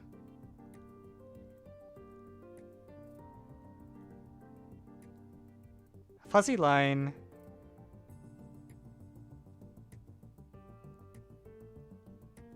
Shoot, hang on. Let me make sure I get this right. It should be okay. If you have a fuzzy line in R3, so there's like little points and stuff around it, that should tile up. You might need fuzzy plane. Without loss of generality, H is closed.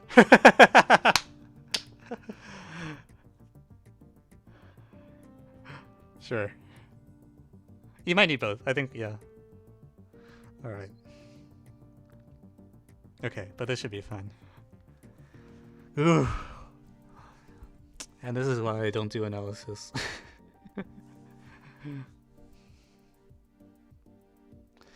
Alright, I'm gonna call it. I'm gonna say this is fine. And I will probably never write this up because I think it's gonna take too much of my time. Yeah, two non-parallel fuzzy planes is good. Yeah, alright. Alright, thanks everyone for sticking it out. If someone wants to try writing it up and sending it to me, I will post it. If not, I will put it on my to-do list and probably never get to it because that to-do list never gets shorter. What a problem. Alright.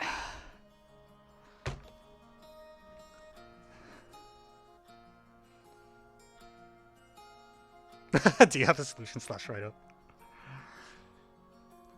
That's a long shot.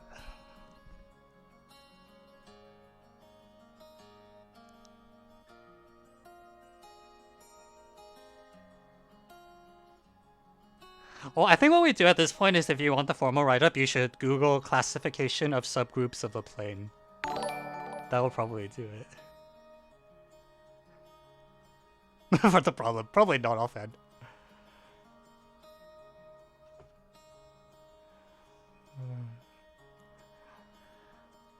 Alright, thanks everyone. We'll see you next time. I think definitely there's gonna be a stream next week. There might not be a stream on September 3rd because I might be flying back to Boston around then. Oh, there is a reference. Nice. That was an arduous first stream. You came for the hard part. The first part consisted of me solving like 2 problems in like 5 minutes each, and then like another 2 problems in like 20 minutes each. So the first half of this stream was really, really smooth. And then we got this.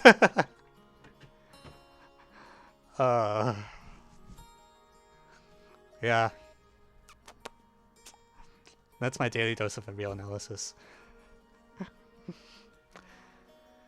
Alright, see y'all next week. Thanks for coming through.